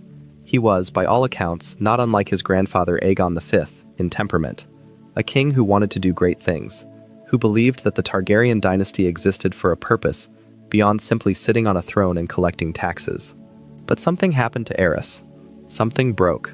The most commonly cited explanation is madness, the Targaryen madness that generations of incestuous marriage had bred into the bloodline, the coin that was flipped every time a Targaryen was born, with greatness on one side and insanity on the other. And there is truth to that. The genetic consequences of centuries of brother-sister marriages, uncle-niece marriages, cousin marriages, were real and documented and devastating. But to say that Aerys was simply mad, that his cruelty was simply the product of bad blood, is to miss something important about how power works. Aerys was a man who was never told no, a man surrounded by people who agreed with his worst impulses because disagreeing meant death, a man who discovered, gradually, that the ability to do anything included the ability to do monstrous things, and that no one would stop him. His paranoia fed on itself. He saw conspiracies everywhere. He trusted no one, and his response to this mistrust was not to build alliances or seek counsel, but to hurt people, to burn them, because fire, for the Targaryens, was always the answer. Fire solved everything. Fire was power. Fire was identity. The descent was gradual. Early in his reign, Aerys was merely erratic. He would announce grand projects and abandon them within weeks. He would elevate a lord to his inner circle and then turn on him without warning. He quarreled with his hand, Tywin Lannister, the most capable administrator in Westeros, driven by jealousy and suspicion, convinced that Tywin was trying to overshadow him, to steal his glory, to rule in his place. And in some ways, Tywin was. Tywin Lannister was running the kingdom while Aerys played at being king, and the fact that everyone knew it ate at Aerys like acid. The turning point came in 277 AC, when Aerys was captured during the defiance of Duskendale.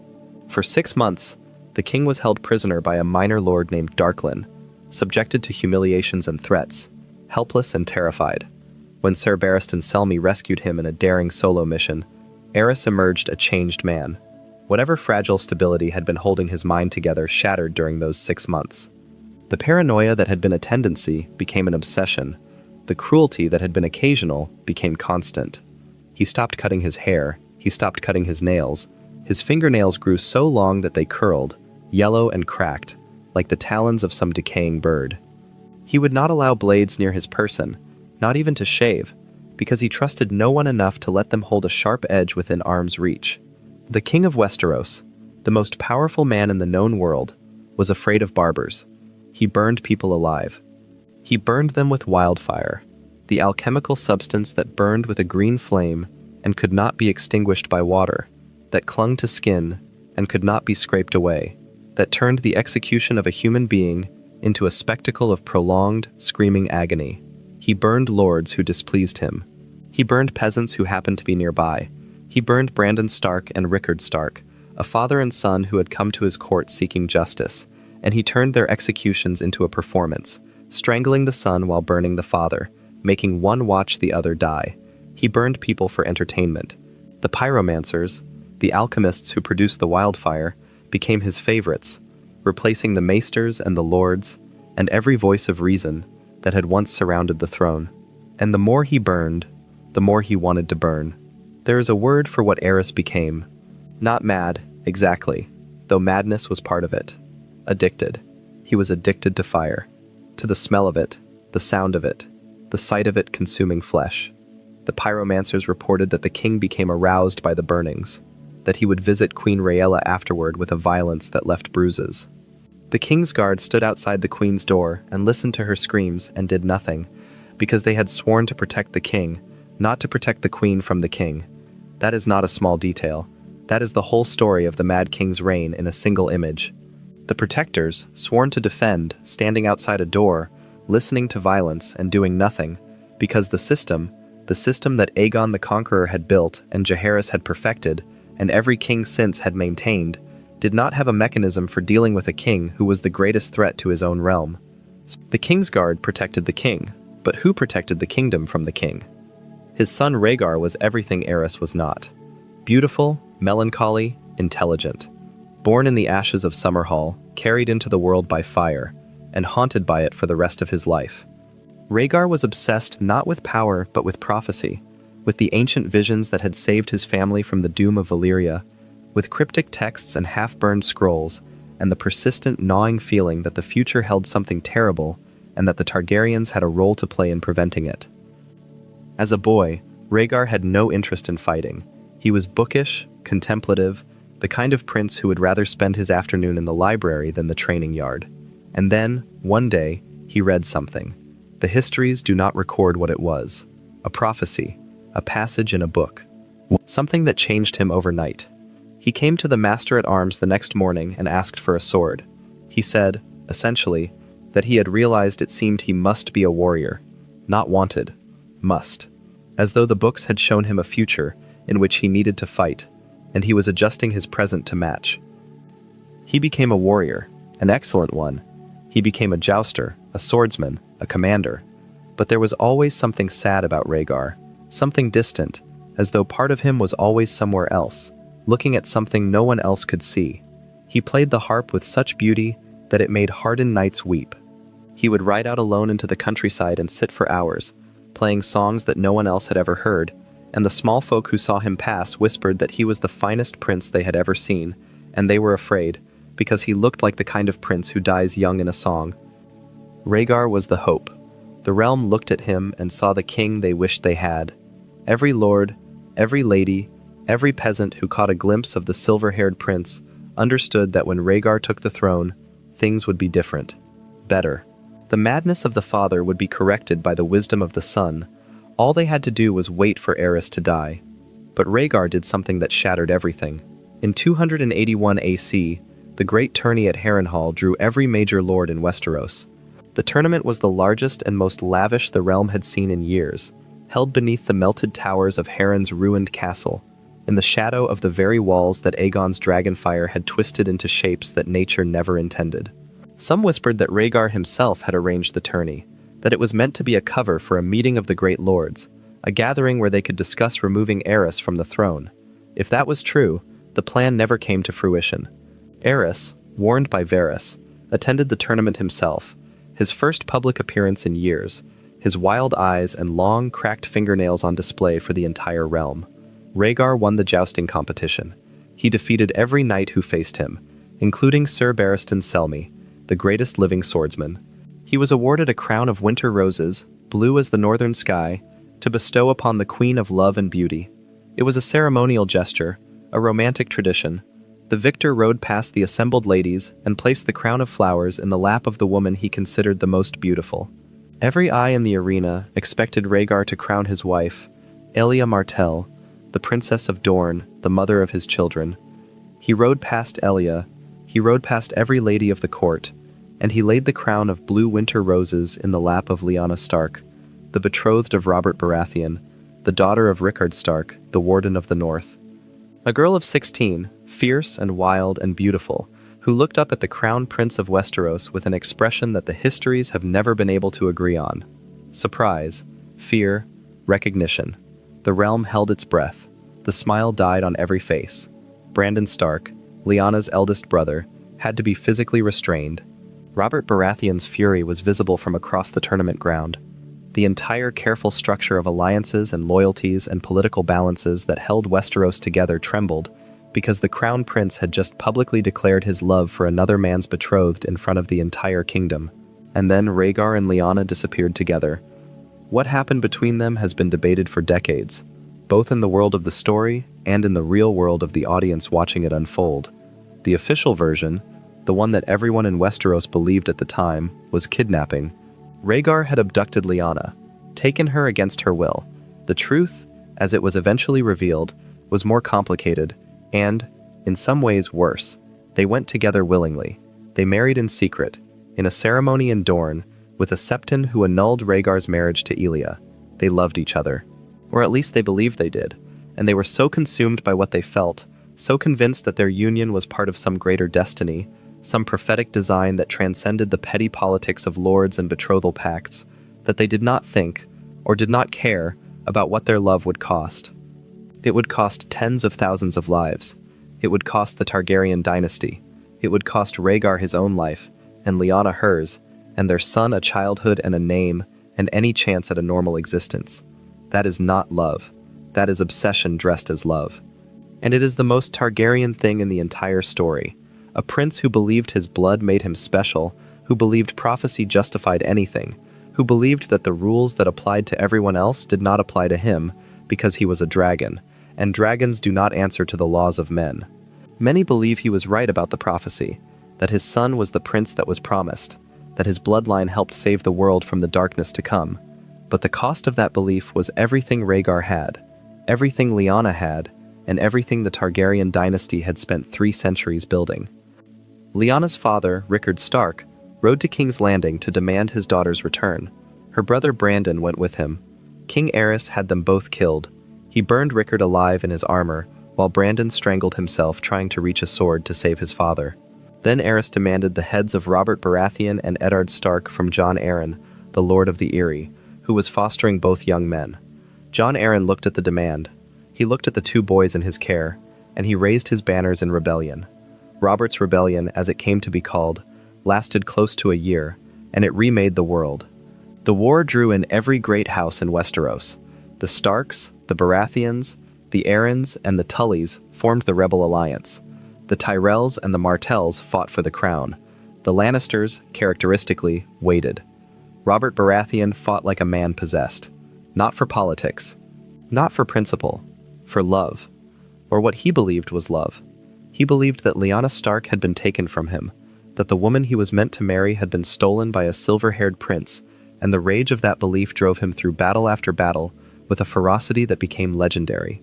He won at Summerhall, defeating 3 separate royalist armies in a single day. He fought at Ashford. He hid in the marshes of the Stony Sept while Jon Connington, Aerys's hand, searched for him house by house, and when Eddard Stark arrived with reinforcements, Robert burst from hiding and drove the royalists from the town. The decisive battle took place at the Trident, where the rebel armies met the royalist forces in a clash that would determine the fate of the dynasty. The 2 sides met at the crossing of the Trident, in the shallows where the river ran wide and slow, and they fought with a savagery that even the veterans of the war had not seen before. And in the midst of that chaos, Robert Baratheon and Rhaegar Targaryen found each other. The 2 men at the center of the story, the man who loved Lyanna and the man who took her, meeting at last in the mud and the blood and the shallow water of the Trident. They fought, Robert with his warhammer, Rhaegar with his sword. And Robert drove his hammer into Rhaegar's chest with a blow so powerful that it shattered the prince's breastplate and scattered the rubies embedded in his armor into the water. Rhaegar fell. He died in the shallows of the Trident, and the rubies from his armor are still there, they say, glinting in the mud at the bottom of the river. The ford where Rhaegar fell is called the Ruby Ford to this day. There is a version of Rhaegar that the histories have never fully explored. A man who believed in prophecy the way his ancestors had, who was convinced that the world faced a threat greater than any political conflict, a threat of ice and darkness that only the blood of the dragon could defeat.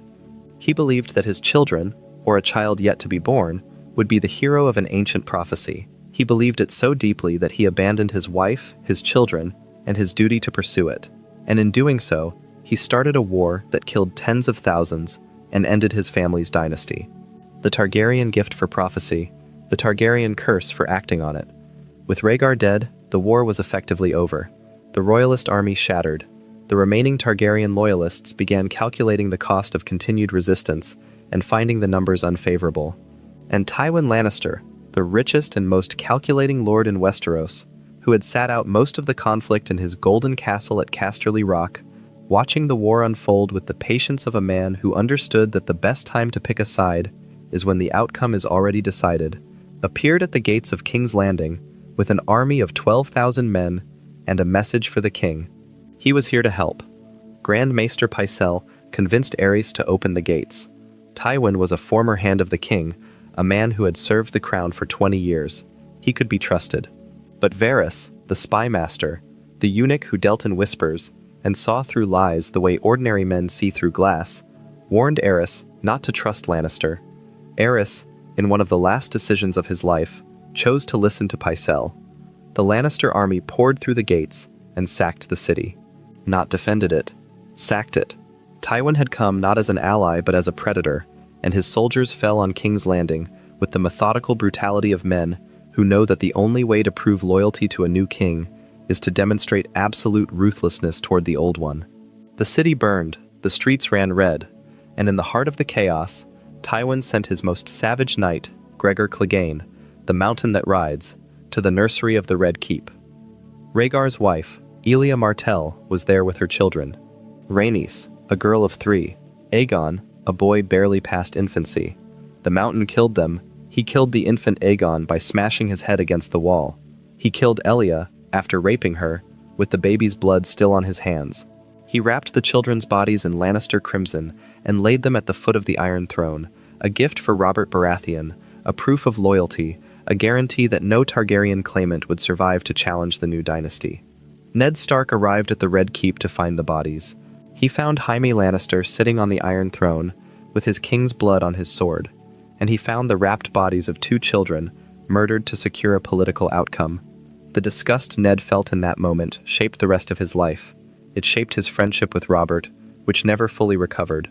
It shaped his decision to protect Jon Snow, to carry the lie of the boy's parentage for 20 years, because he had seen what happened to Targaryen children when powerful men decided they were inconvenient. And in the throne room of the Red Keep, in the moments before Jaime climbed those steps, Aerys gave his final order. He commanded his pyromancers to ignite the caches of wildfire hidden beneath King's Landing, thousands of jars, buried in the tunnels and cellars and sewer systems of the city, enough to consume every building, every street, every living thing in the capital. He would burn the entire city, rather than let it fall to his enemies. If he could not be king of King's Landing, then there would be no King's Landing. 500,000 people, men, women, children, innocents who had no role in the war, who had never threatened the king, who were guilty of nothing except existing in a city that a madman had decided should be a funeral pyre. All of them fuel for the Mad King's last fire. Burn them all. Burn them all. He said it over and over, the words tumbling from his lips like a prayer, like a mantra, like the only thought his fractured mind could still produce. Jaime Lannister killed the pyromancer Rossart first, drove his sword through the man's chest before he could carry out the order, and then, realizing that Aerys would simply give the command to another pyromancer, Jaime turned back. He walked into the throne room. He looked at the king he had sworn to protect, the king who had burned men alive for entertainment, the king who had raped his own wife and tortured his own subjects, and was now preparing to murder 500,000 people because his pride could not survive surrender. And Jaime, the youngest member of the Kingsguard, the Golden Knight of Casterly Rock, the boy who had dreamed of serving in the White Cloak since he was old enough to hold a sword, drove his blade through the Mad King's back. Then he cut his throat to make sure. He sat on the Iron Throne afterward, not out of ambition, not out of triumph, out of exhaustion, out of the dazed, hollow emptiness that comes after you have done something that you know is right, and that you also know will define and diminish you for the rest of your life. He sat on the throne with his king's blood on his white cloak, and waited for someone to arrive and tell him whether he was a hero or a villain. Ned Stark arrived first. He saw the Golden Knight on the throne, the dead king at his feet, and he chose villain. History chose villain. History called him Kingslayer. The word followed Jaime like a shadow for the rest of his life, coloring every conversation, poisoning every relationship, turning the most courageous act of his life into his greatest shame.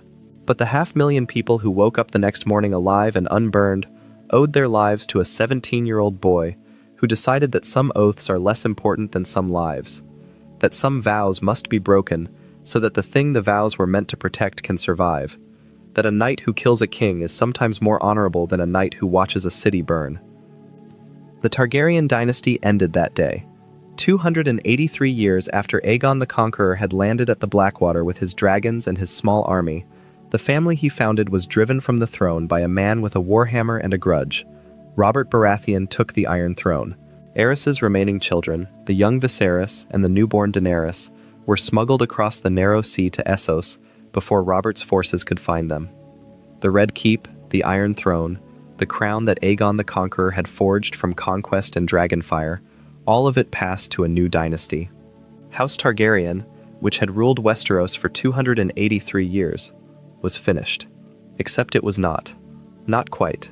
There is a specific kind of cruelty that comes from being in exile, not the sharp, dramatic cruelty of a battle or an execution, but the slow, grinding cruelty of irrelevance, of knowing that you are supposed to be important, that your name carries weight, that your blood is the blood of conquerors, and that none of it matters because you are standing on the wrong side of the ocean with no army, no allies, and no way home. That was the childhood of Daenerys Targaryen. Born on Dragonstone during a great storm, the night her mother died bringing her into the world, spirited across the sea as an infant, she grew up in the free cities of Essos, under the care of her brother Viserys. And Viserys was not a caretaker, he was a captor, a bully. A man so consumed by his own lost birthright that he could not see his sister as anything other than a tool to get it back. He abused her. He threatened her. He told her, over and over, that everything they suffered was her fault, that if she had never been born, their mother would have lived, and their family would have found a way to reclaim the throne. He called himself the rightful king. He called her the price of an army. They wandered the free cities for years after Sir Willem Darry, the old knight who had smuggled them across the sea, died when Daenerys was 5. The servants stole what they could and disappeared. Viserys and Daenerys were left with nothing. No protector. No home. No money. They survived on the charity of magistrates and merchants who saw in the exiled Targaryen prince either a useful pawn or an entertaining curiosity. They moved from city to city, from patron to patron, each one losing interest eventually, each one reminding Viserys that a king without a kingdom is just a man with a title and a story. The humiliation of it ate at him until there was nothing left of the man but the humiliation itself, hardened into cruelty and directed at the only person who could not escape it, his sister. When Daenerys was 13, Viserys sold her. That is the plain statement of what happened, stripped of all the political language and dynastic maneuvering that usually softens it. He arranged her marriage to Khal Drogo, the leader of a Dothraki Khalasar, 40,000 mounted warriors who followed a single warlord across the grasslands of Essos. The deal was simple. Drogo would marry Daenerys. In exchange, he would give Viserys the army he needed to invade Westeros, a sister for an army, a girl for a throne. At her wedding, Daenerys received 3 gifts that would change the world. 3 petrified dragon eggs, given to her by Illyrio Mopatis, a wealthy magistrate of the free city of Pentos, who had sheltered the Targaryen siblings. The eggs were ancient, beautiful, and, everyone assumed, dead, stone, fossils, pretty ornaments and nothing more. Everyone was wrong. What happened to Daenerys over the months that followed is a story of transformation so complete that it borders on metamorphosis. She entered the Khalasar as a frightened girl, a commodity, a body that had been sold for an army. But something happened in the grasslands of the Dothraki Sea. Something that cannot be fully explained by politics or strategy or the mechanics of arranged marriages. Daenerys changed. She learned the Dothraki language. She learned to ride. She learned the customs and the prayers and the songs of a people so different from anything she had known that the learning itself was a kind of rebirth. She stopped being afraid, not all at once. Gradually, the way a person who has been cold for their entire life slowly realizes that they are warm. She stood straighter, she spoke louder, she made decisions and held to them, and looked people in the eye when she did it. She discovered that she was not the weak, disposable thing her brother had always told her she was. She discovered that she had authority, she had presence, she had the ability to walk into a room and make the room pay attention. And she fell into something with Drogo that was powerful enough to reshape her understanding of herself. Whether it was love, whether it was something more complicated, something forged in the space between captor and captive, between power and submission, between a girl who had never been allowed to want anything and a man who took whatever he pleased, does not change what it produced. It produced a woman who knew, with a certainty that had nothing to do with evidence and everything to do with instinct, that she was meant to rule. Viserys did not survive long enough to see it. Her brother, the man who had called himself king for his entire life, who had raised Daenerys on stories of their rightful throne, who had beaten her whenever she displeased him, who had sold her to a stranger and called it statecraft, Viserys could not accept that his little sister was becoming something he would never be. He grew jealous. He grew desperate. He demanded the army that Drogo had promised. He threatened Daenerys. He threatened her unborn child. And he did all of it in front of the entire Khalasar, in front of the men who had come to respect and follow the silver-haired woman that Viserys still thought of as his property. Drogo killed him by pouring molten gold over his head, a golden crown for a golden king. Daenerys watched. She watched her brother, the last family she had in the world, the man who had abused her and controlled her, and shaped her entire understanding of who she was. She watched him die screaming with gold running down his face and pooling in his eyes. And she said quietly, almost to herself, that he was no dragon. Fire cannot kill a dragon. That line is not metaphor. Not entirely. Because what Daenerys did at the end of this chapter of her life, what she did when Drogo fell from a wound that should not have killed him, when a witch named Miri Maz-Dur repaid Daenerys' mercy with a curse, killing the unborn child in her womb and leaving Drogo alive but empty, a breathing body with no mind behind his eyes, a shell where a man used to be. What Daenerys did was step into fire and come out unchanged. She smothered Drogo with a pillow. Think about that for a moment. Think about the tenderness and the violence of it. The woman who had learned to love him, or at least to need him, pressing a pillow over his face, because the alternative was to watch him breathe forever, with nothing behind his eyes. It was mercy. It was murder. It was both. And the fact that it was both is the point. Daenerys was learning the lesson that every Targaryen eventually learns, that the line between kindness and cruelty is thinner than anyone wants to admit, and that the people who walk that line most confidently are the ones who eventually stop seeing it altogether. She built a funeral pyre for Drogo. She placed her 3 dragon eggs in the flames. She walked into the fire herself, while her remaining followers watched in horror, certain that they were watching the last Targaryen die.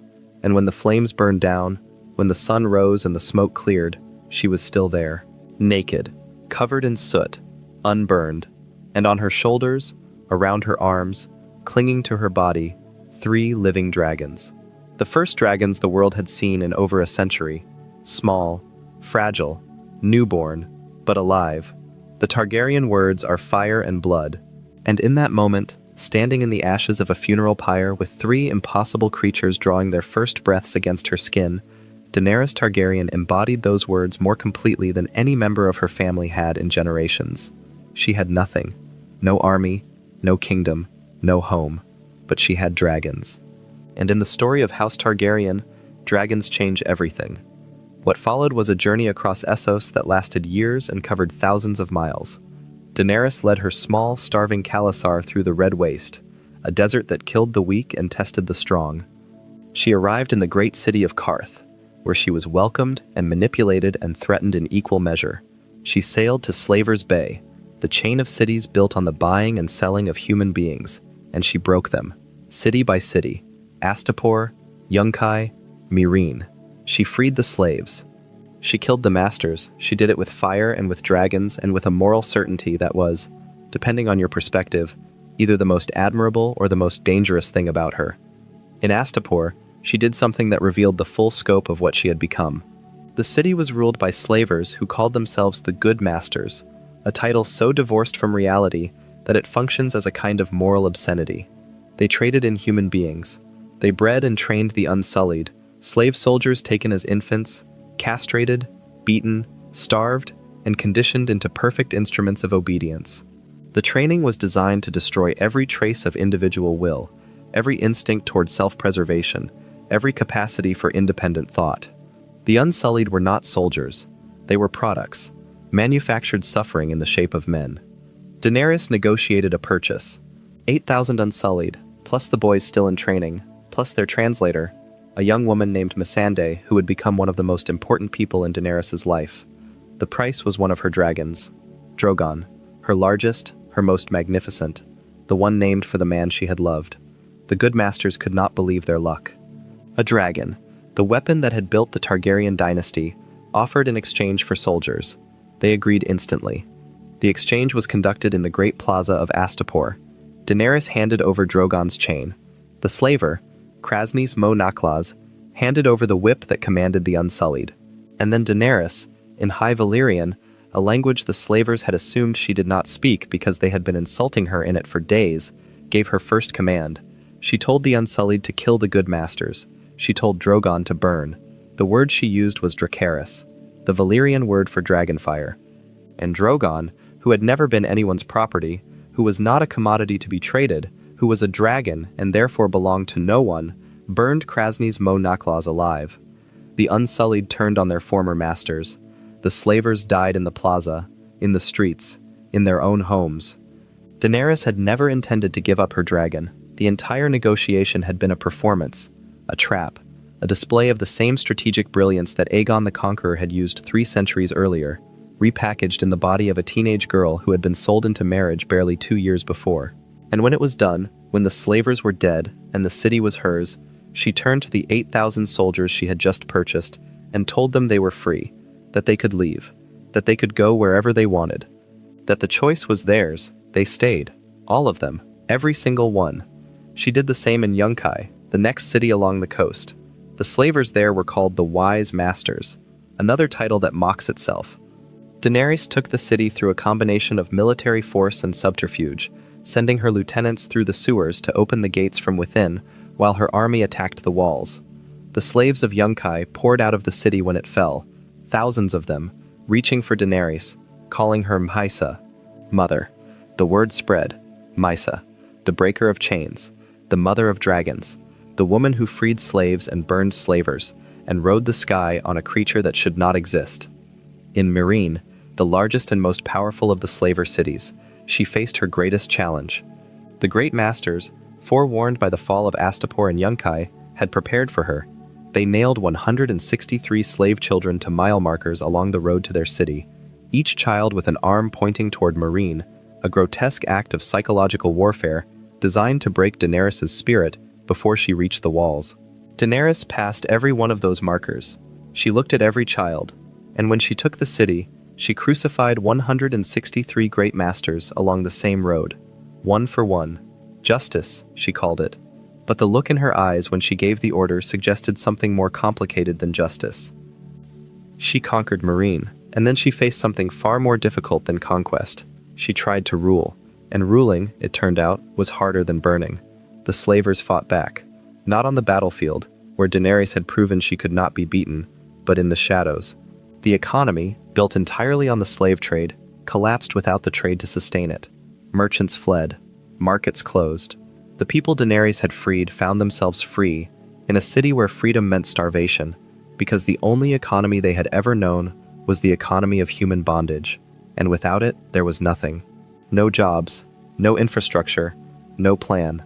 Daenerys had broken the chains, but she had not built anything to replace them, and the gap between liberation and governance was wider than she had imagined.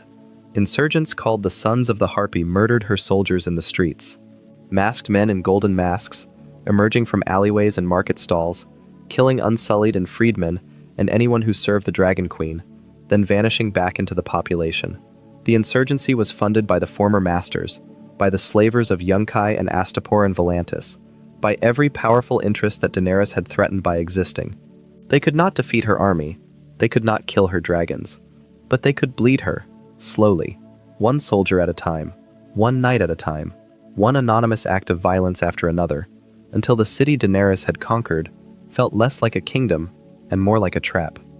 Daenerys discovered what every conqueror eventually discovers: that breaking something is easy, that building something in its place is the work of a lifetime, and that the gap between what you want to create and what you actually create is where most dreams go to die. She had freed the slaves, but she could not feed them. She had killed the masters, but she could not kill the system they had built. She had conquered a city, but she could not govern it, because governing requires patience and compromise, and the willingness to accept imperfect outcomes. And Daenerys, for all her brilliance, had been raised on a story about herself that did not include imperfect outcomes. She was the mother of dragons. She was the breaker of chains. She was the rightful queen of Westeros. And queens do not fail. Queens do not compromise. Queens burn. But she tried. She tried harder than any conqueror in the history of this world has ever tried. She stayed in Meereen when she could have left. She married a Meereenese nobleman, Hisdar zo Loraq, in an attempt to make peace with the old power structure, swallowing her pride, binding herself to a man she did not love, to a political arrangement that made her skin crawl, because she believed it was the right thing to do. She reopened the fighting pits, the gladiatorial arenas where slaves had once fought and died for entertainment, because the people wanted them, because compromise meant giving the people what they asked for, even when what they asked for was blood. She chained 2 of her dragons in the catacombs beneath the Great Pyramid, because Drogon had killed a child, an innocent girl, burned alive while tending her father's goats, and Daenerys, the mother of dragons, locked her children in the dark because one of them had killed a child. Think about what that cost her. The woman who had hatched these creatures in the ashes of a funeral pyre, who had nursed them on the milk of her own body, who had defined herself, constructed her entire identity around being their mother. She chained them.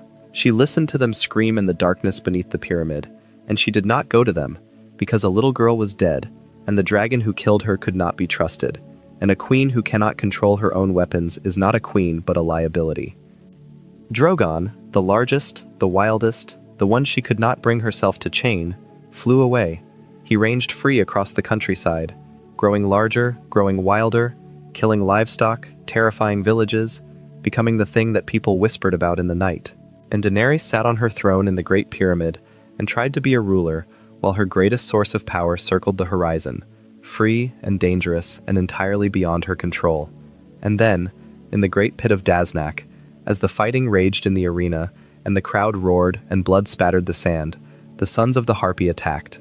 They emerged from the crowd in their golden masks, killing indiscriminately, turning the spectacle into a massacre. Daenerys' guards formed a ring around her. The exits were blocked. There was no escape. And then the sky darkened. Drogon descended from above, enormous, magnificent, terrible, his wingspan blocking out the sun. He landed in the pit and burned the Sons of the Harpy where they stood. Spears struck his hide. Arrows bounced off his scales. The crowd screamed and scattered. And Daenerys, standing in the sand with blood on her dress and fire in the air, walked toward the dragon. She reached out her hand. She touched his snout, and she climbed onto his back. She flew. She left Meereen behind. She left her court, her husband, her army, her responsibilities, her compromises, her failures. She flew north, into the Dothraki Sea, and she landed among the same people who had once followed her husband. The Dothraki, 100,000 warriors who followed strength and nothing else, who respected only power, who had no use for political theory or moral philosophy or the complicated calculus of compromise that had nearly destroyed Daenerys in Meereen. And Daenerys stood before them, surrounded by their horses and their skepticism and their contempt for this small silver-haired woman who claimed to be something more than what she appeared, and she set fire to the temple of the Dosh Khaleen where their leaders had gathered, and she walked out of the flames unburned while the building collapsed behind her, and 80,000 Dothraki knelt. That is the moment where you can see both versions of Daenerys, the liberator and the tyrant, existing in perfect superposition. She freed herself from compromise. She reclaimed her power. She proved once again that she was something extraordinary, something that transcended the normal rules of the world. And she did it by burning a building full of men who had just told her she would spend the rest of her life as a widow among widows. She burned them because they stood in her way. She burned them because she could. She burned them because burning is what Targaryens do when words fail. That is not diplomacy. That is not politics. That is not even conquest in any traditional sense. That is fire. Pure, unanswerable fire. The same force that had built the Targaryen dynasty 300 years before. The same force that had conquered a continent, forged a throne, and united 7 kingdoms. Daenerys was not just the last Targaryen.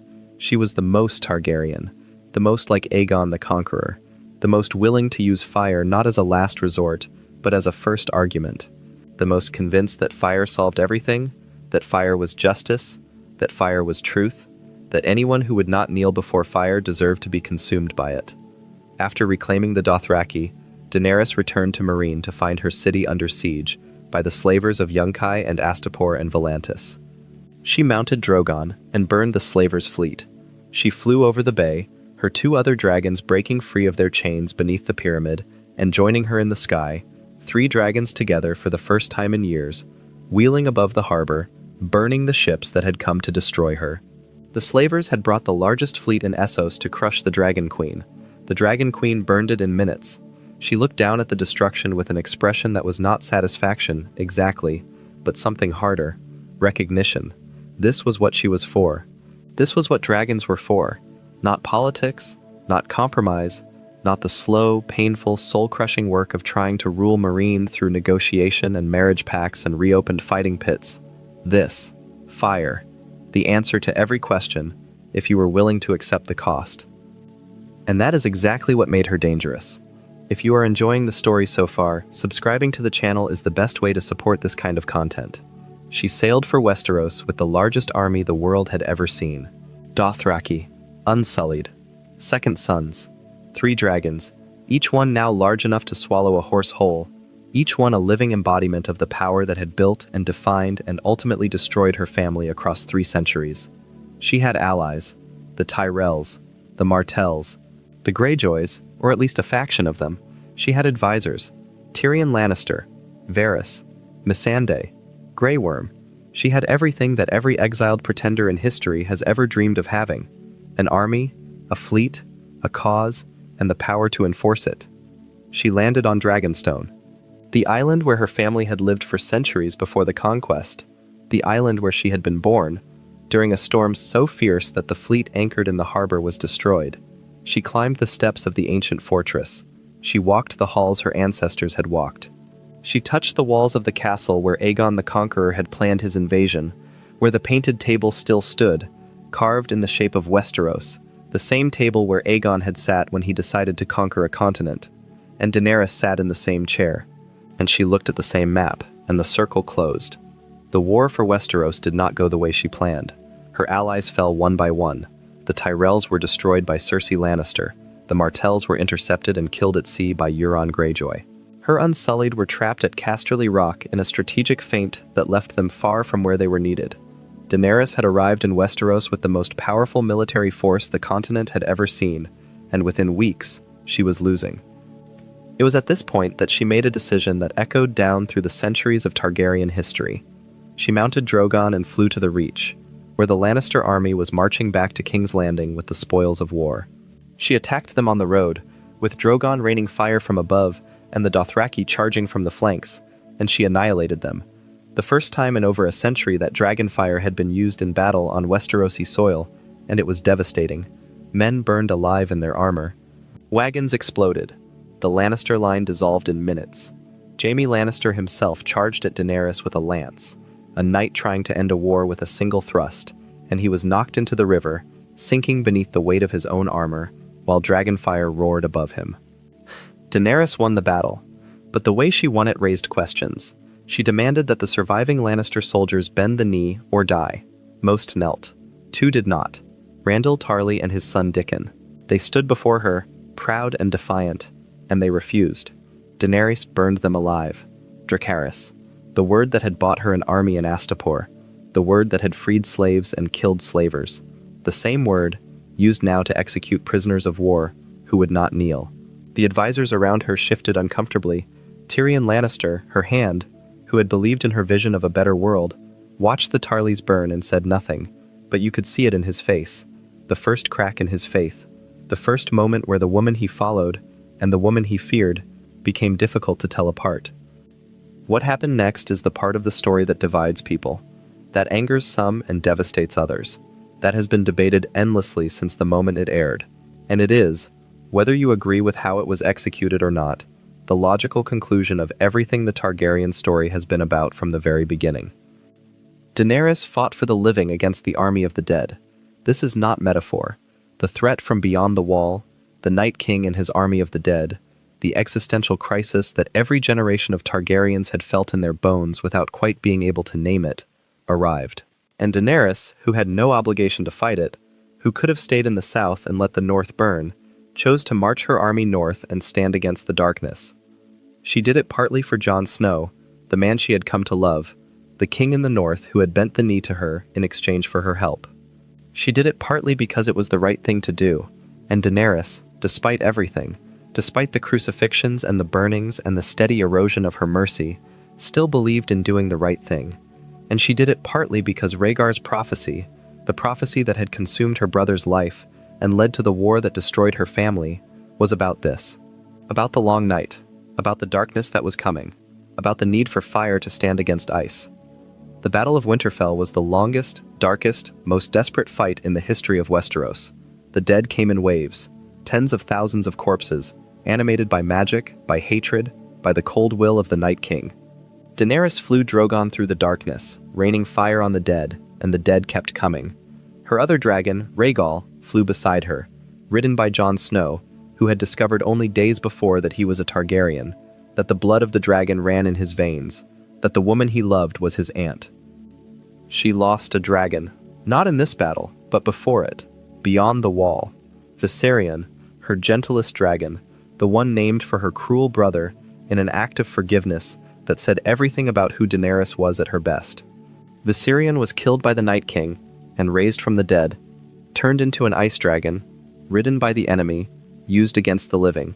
Daenerys' own child, corrupted and weaponized, and sent back to kill her. The Night King used Viserion to burn down the wall, to destroy the barrier that had protected humanity for 8,000 years. With her dragon, with her child, she lost half her army at Winterfell. The Dothraki charged into the darkness with flaming swords, and the flames went out, one by one, like candles being snuffed. 80,000 riders, swallowed by the dark. The Unsullied held the line, dying where they stood, buying time for the retreat. Jorah Mormont, the man who had been by her side since the very beginning, since the wedding day in Pentos, when she was a frightened girl being sold to a stranger, Jorah died protecting her. He died in her arms, his body pierced by a dozen blades, his last breath spent on her name. He had loved her for years. He had betrayed her and been forgiven. He had been exiled and returned, and in the end, he gave the last thing he had, and she held him while the light left his eyes. The living won the Battle of Winterfell, but Daenerys lost something that night that she would never recover. Not an army, not a dragon, something more fundamental. She lost the sense that the world would reward her for doing the right thing. She had marched north. She had risked everything. She had saved the north, saved Winterfell, saved the Stark family. And the Northerners looked at her with suspicion, with distrust, with the cold, instinctive rejection of a people who have never been comfortable with outsiders, even outsiders who saved their lives. She wanted gratitude. She wanted love. She wanted what she had received in Slaver's Bay, where the freed slaves had called her Maisa, and reached for her with tears in their eyes. Instead, she got silence, and distance, and the growing awareness that she was tolerated, not welcomed. And then Missandei, her closest friend, the translator from Noth who had been with her since Astapor, who had seen every triumph and every failure, who had been the gentle voice that reminded Daenerys that power could be wielded with kindness. Missandei was captured by Cersei Lannister's forces and brought to King's Landing in chains. Chains. On a freed slave. On a woman who had walked out of bondage and into the council of a queen. Cersei put her on the walls of the city, in front of Daenerys, in front of everyone, and executed her, beheaded her. While Daenerys watched, the way Daenerys had watched Viserys die, the way Aegon III had watched Rhaenyra die, the way Targaryens always seemed to watch the people they loved die. Missandei's last word, shouted before the sword fell, was Dracarys. Burn them all. The last Targaryen had heard that phrase before. Her father had said it, burn them all, the Mad King's final command. And now, from the lips of the person Daenerys loved most in the world, the same words. As a request, as a blessing, as permission. And then she learned that she was not the last Targaryen. Jon Snow, the bastard of Winterfell, the boy who grew up in Ned Stark's castle, always a step below, always aware that he did not quite belong, that the name Snow marked him as something less than his siblings, something that polite society tolerated, but did not embrace. He had joined the Night's Watch, the ancient order that guarded the wall, because he believed it was the one place where a bastard's name did not matter. He had been elected Lord Commander. He had been murdered by his own men and brought back to life by a Red Priestess. He had fought the army of the dead. He had united the wildlings and the Night's Watch. He had done more, risked more, sacrificed more than any man alive. And he was not Ned Stark's bastard at all. He was the son of Rhaegar Targaryen and Lyanna Stark, born in a tower in Dorne called the Tower of Joy, which is a name so painfully ironic that it barely needs commentary. Born while a war raged around them, while Robert Baratheon smashed rubies from Rhaegar's chest at the Trident, while Ned Stark fought his way south to find his sister, Lyanna died in that tower, in a bed soaked with blood, with her brother Ned at her side. She made him promise. Promise me, Ned. Promise to protect the child. Promise to hide him. Promise to raise him as your own. Promise to never tell anyone. Not Robert, not Catelyn, not the boy himself, that he is the son of Rhaegar Targaryen and Lyanna Stark, that his real name is Aegon Targaryen, and that his claim to the Iron Throne is stronger than any other living person's. Ned Stark kept that promise for 20 years. He carried the lie like a stone in his chest, enduring the whispers, the judgment, the cold silence of his own wife, who believed that Jon was the product of an affair, that Ned had dishonored their marriage, that the bastard in their home was a monument to her husband's unfaithfulness. Ned let her believe it. He let everyone believe it. Because the alternative was the truth, and the truth would have gotten Jon killed. Robert Baratheon, who had started a war for Lyanna, who believed that Rhaegar had kidnapped and violated the woman he loved, would have killed Rhaegar's son without hesitation. The truth was a death sentence, and Ned chose the lie because the lie kept his nephew alive.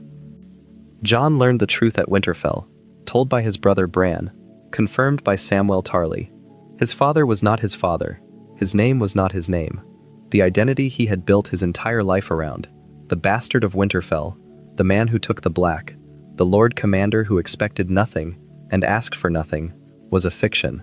He was Aegon Targaryen, he was the heir to the Iron Throne, and the woman he had fallen in love with, the woman he had bent the knee to, the woman he had brought into his home and his bed and his heart, was his aunt. And his claim to the Iron Throne was stronger than hers. Think about what that does to a person who has defined herself entirely by her identity as the last dragon, who has walked through fire, crossed an ocean, freed cities, and conquered armies on the strength of a story she told herself about who she was and what she was meant to do. Every sacrifice she had made, every compromise she had swallowed, every person she had lost, every city she had burned, all of it was justified by one story. She was the last Targaryen. She was the rightful heir. She was the one person in the world who had the blood and the dragons and the destiny to sit the Iron Throne and make the world a better place. That story was her foundation. It was the ground beneath her feet. It was the thing that made the pain bearable.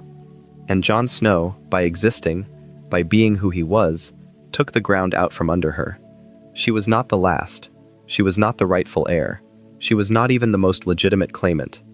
The quiet, reluctant, self-effacing man from the north, the man who wanted nothing, who asked for nothing, who would have been perfectly happy to spend the rest of his life at the wall staring at snow, had a stronger claim than the woman who had crossed the world to reach this throne. And worse, people loved him. The Northerners loved him. The Starks loved him. His own advisors began to love him, to whisper about him, to look at him with the kind of hope they used to direct at Daenerys. Varys, who had supported Daenerys for years, who had plotted and schemed to put her on the throne, began writing letters to the lords of Westeros, informing them that the true heir was Jon Snow. Daenerys could feel it happening. She could feel the love draining away, the loyalty shifting, the narrative changing. She begged Jon not to tell anyone. She begged him to keep the secret, to bury it, to let the lie stand. Because the truth that should have been a gift, that should have meant that she was not alone in the world, that the family she had mourned her entire life was not entirely gone, the truth was a threat. It threatened her claim. It threatened her identity. It threatened the story. Jon told Sansa, Sansa told Tyrion, Tyrion told Varys, and the secret spread the way secrets always spread in the world of thrones, like wildfire, consuming everything it touched. Daenerys watched it happen. She watched the last pillars of her story crumble. And something inside her, something that had been bending for a long time, under the weight of loss after loss after loss, snapped.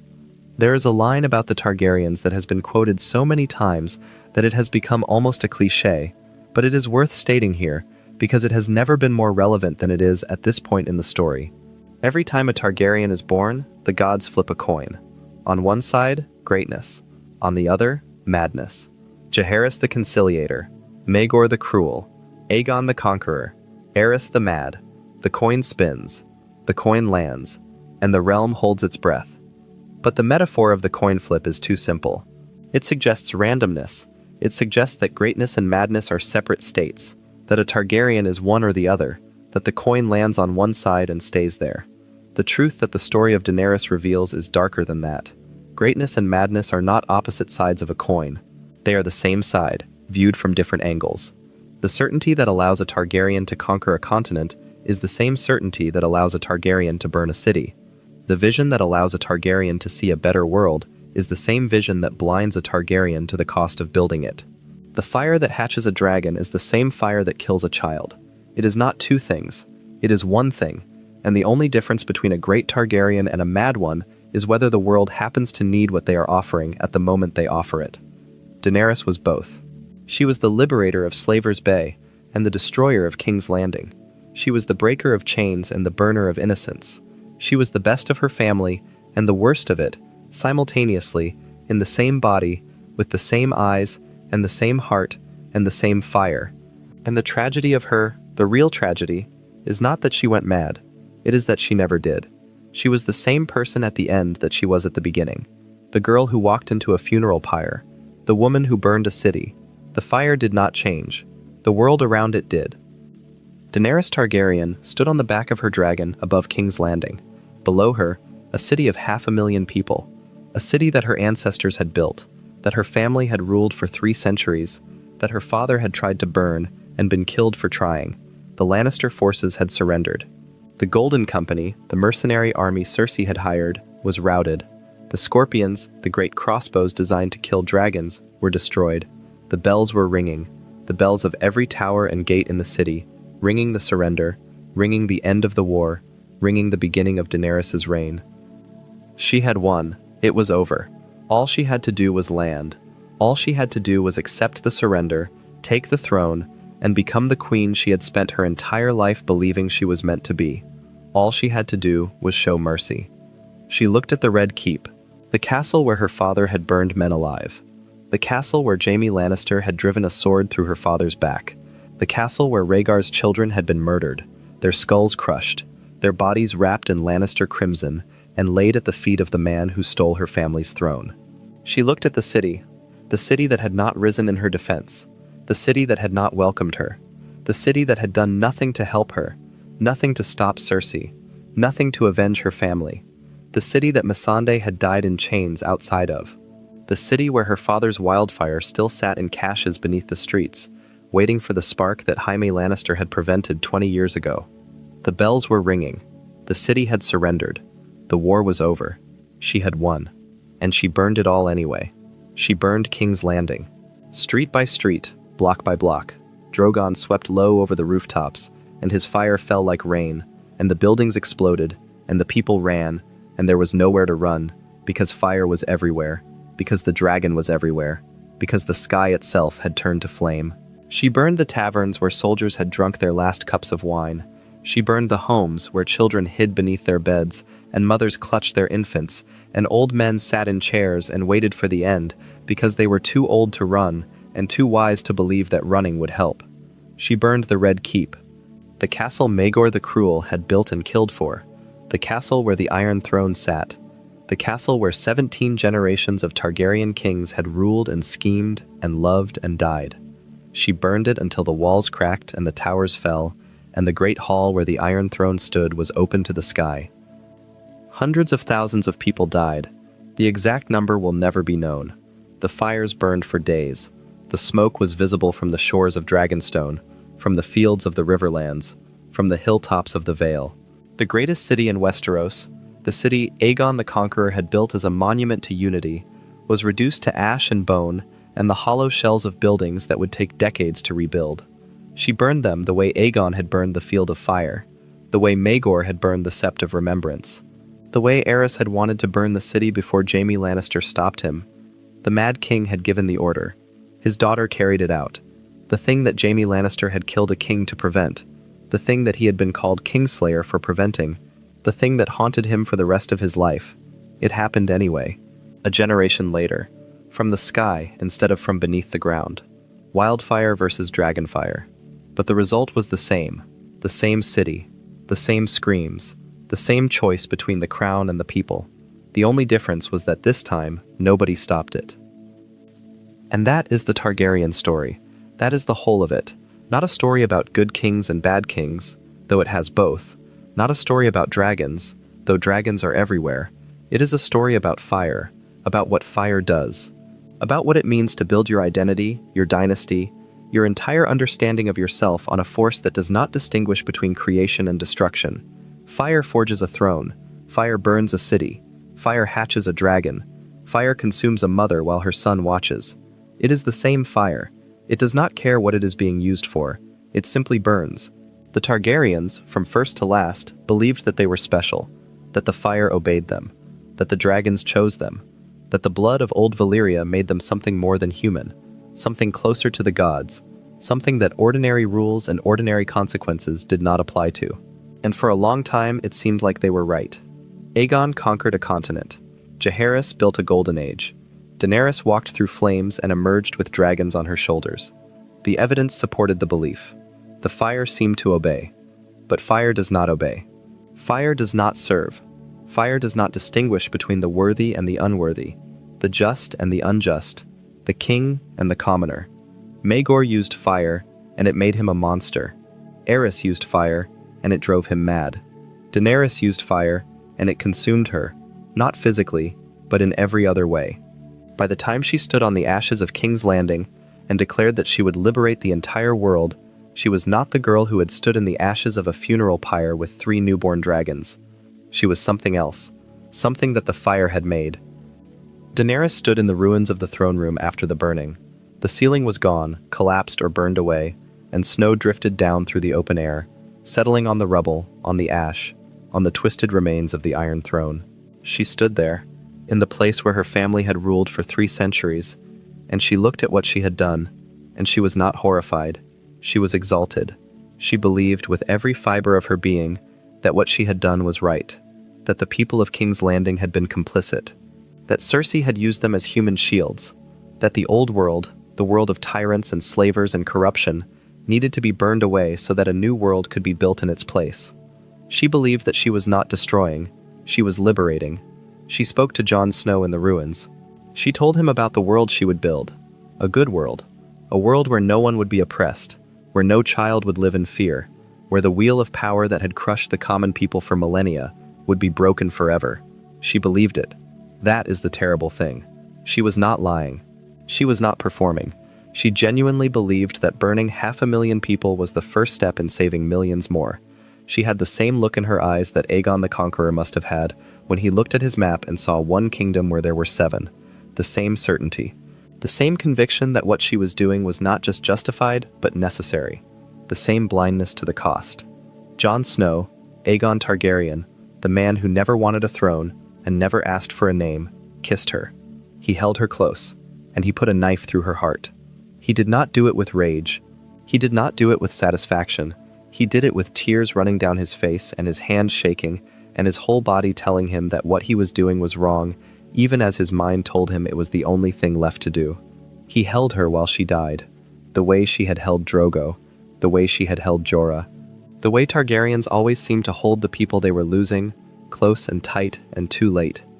She died in the throne room of the Red Keep, in the same room where her father had been murdered by the knight who was supposed to protect him, in the same room where Maegor had been found dead on the Iron Throne, in the same room where the history of House Targaryen had played out its most decisive moments for 300 years. The symmetry is almost unbearable. A Targaryen king killed by his own guard, a Targaryen queen killed by her own family. The throne room of the Red Keep, witness to the beginning and the end. Drogon arrived. The last dragon, the creature she had hatched in the ashes of a funeral pyre, who had grown from something small enough to sit on her shoulder to something large enough to darken an entire city. He found his mother on the floor. He nudged her with his snout. She did not move. He nudged her again. She did not move. And Drogon, the last dragon in the world, the final link in a chain that stretched back thousands of years to the 14 flames of Valyria, opened his mouth and screamed. He did not burn Jon Snow. He could have. The man who killed his mother was standing right there, covered in her blood, the knife still in his hand. But Drogon did not burn him. Instead, Drogon turned to the Iron Throne, the chair, the ugly, twisted, dangerous chair that Aegon the Conqueror had forged from the swords of his enemies, that had cut kings and killed queens and started wars and ended dynasties, the chair that Daenerys had crossed an ocean for, the chair that had consumed her. Drogon burned it. He opened his mouth and unleashed a torrent of dragonfire so intense that the steel melted, pooled, ran across the stone floor like water, and the Iron Throne, the symbol of Targaryen power for nearly 3 centuries, ceased to exist. Whether Drogon understood what the throne was, whether he blamed it for what had happened to his mother, whether he was acting on instinct or intelligence or grief, no one will ever know. But the gesture was unmistakable. The fire that built the throne burned it. The dragon that symbolized Targaryen power destroyed the symbol of Targaryen power. The circle closed. Drogon picked up Daenerys' body in his claws, as gently as a creature of his size could manage, and flew east, across the narrow sea. Toward Valyria, some said. Toward the smoking sea, where the ruins of the Freehold still steamed, and the ghosts of 40 dragonlord families still wandered. Others said he flew to Ashai, to the shadowlands beyond the known world, to a place where dragons had been born, and where perhaps they would be born again. No one knows. Drogon was never seen again. The last Targaryen who bore the name was gone. The last dragon had disappeared. The Iron Throne no longer existed. The dynasty that had begun with a prophetic dream on an island in the narrow sea, that had conquered a continent with 3 dragons and a small army of soldiers, that had built and burned and built again for 300 years, was finished. The lords and ladies of Westeros gathered in the ruins of King's Landing and chose a new king. Not a Targaryen, not a Baratheon, not a Lannister. Bran Stark, the boy who had fallen from a tower and woken up with the ability to see the past and the present, who had become the three-eyed raven, who was something more and less than human, something that Westeros had never had on its throne before. A boy with no ambition. A boy who could not father children, which meant that the throne would never again be inherited, that every succession would require a choice rather than an accident of birth. It was the end of dynasty, the end of the idea that blood, that family, that lineage, entitled anyone to rule. Jon Snow, the man who was born Aegon Targaryen, was sent to the wall, to the edge of the world where the Targaryens had never been quite comfortable enough to look too closely. It was presented as punishment for the murder of a queen. It was, in truth, a mercy. Jon had never wanted the throne. He had never wanted the name. He had never wanted any of the weight that his birth had placed upon him, the expectations, the prophecies, the legacy of a family defined by fire and blood. He walked north, beyond the wall, into the snow and the silence and the cold, with the free folk at his side, into a landscape so far removed from the world of thrones and dragons and dynastic ambitions that it might as well have been a different planet. The last Targaryen, going where no Targaryen had ever gone. Not into fire, into ice. Not toward power, away from it. The final, quietest possible ending for the loudest, most dramatic family in the history of the world. The Targaryen words are fire and blood. 2 words. The shortest house motto in Westeros. The most honest. Every other house dresses its identity and aspiration. Winter is coming, hear me roar. Growing strong. Ours is the fury. The Targaryens did not aspire, they described. Fire and blood. That is what we are. That is what we bring. That is what we leave behind. But the story of House Targaryen is not just about fire and blood. It is about the space between them, the moments of peace between the wars, the good kings between the mad ones, the 60 years of Jaehaerys between the 6 years of Maegor, the girl in the ashes who could have been anything, who should have been anything, who had the world at her feet and the sky at her command, and who chose fire anyway, because that is what Targaryens do. When everything else fails, when love fails and politics fail and reason fails, they reach for fire. And fire, every single time, eventually reaches back. There is a moment, near the end, that crystallizes the whole dynasty. Drogon melting the Iron Throne. A dragon, the last dragon, destroying the symbol of the power that dragons created. It is not rage, it is not vengeance, it is something simpler and sadder than that. It is an ending. The dragon understands, in whatever way that dragons understand anything, that the thing his fire built is the same thing that destroyed the person he loved. The throne and the dragon were always the same story, the same fire, the same blood, and in the end, the fire consumed the fire. That is House Targaryen. From Daenys the Dreamer to Daenerys Stormborn, from the Doom of Valyria to the fall of King's Landing, from the first dragon to the last, a family that saw the future and escaped it, that built a kingdom and burned it, that loved and hated and ruled and fell and rose and fell again, always with fire in their hands and blood on their lips. A family that proved over and over, across 3 centuries and 17 kings and one final, terrible queen, that the most dangerous thing in the world is not power. It is the belief that you deserve it. They believed in destiny, every single one of them. The ones who were wise and the ones who were mad. The ones who built and the ones who burned. They believed that their blood set them apart, that the dragons chose them, that the prophecies that haunted their dreams were messages from a force larger than themselves, guiding them toward a purpose that ordinary people could not comprehend.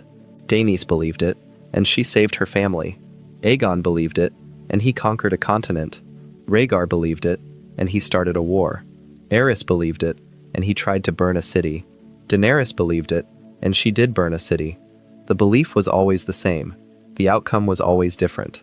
And the difference was never about the quality of the belief. It was about the world that the believer happened to occupy. Destiny is not a destination. It is a mirror. It shows you what you already are. And the Targaryens, looking into that mirror across 300 years and 17 kings, saw fire. Always fire. Fire that creates, fire that destroys, fire that does not distinguish between the two, because fire, unlike the people who wield it, does not have the capacity for self-deception. They are gone now, the Targaryens, gone the way of Valyria, gone the way of the dragons that carried them. The Red Keep still stands, though the throne it was built to house is a puddle of melted steel. Dragonstone still stands, though no dragon has nested in its caves for years. The name still echoes, in songs and stories and whispered warnings. Fire and blood, but the fire has gone out, and the blood has run cold, and the long, extraordinary, terrible, beautiful story of House Targaryen has reached, at last, its end. If you enjoyed the video, make sure to subscribe, and I'll see you in the next one.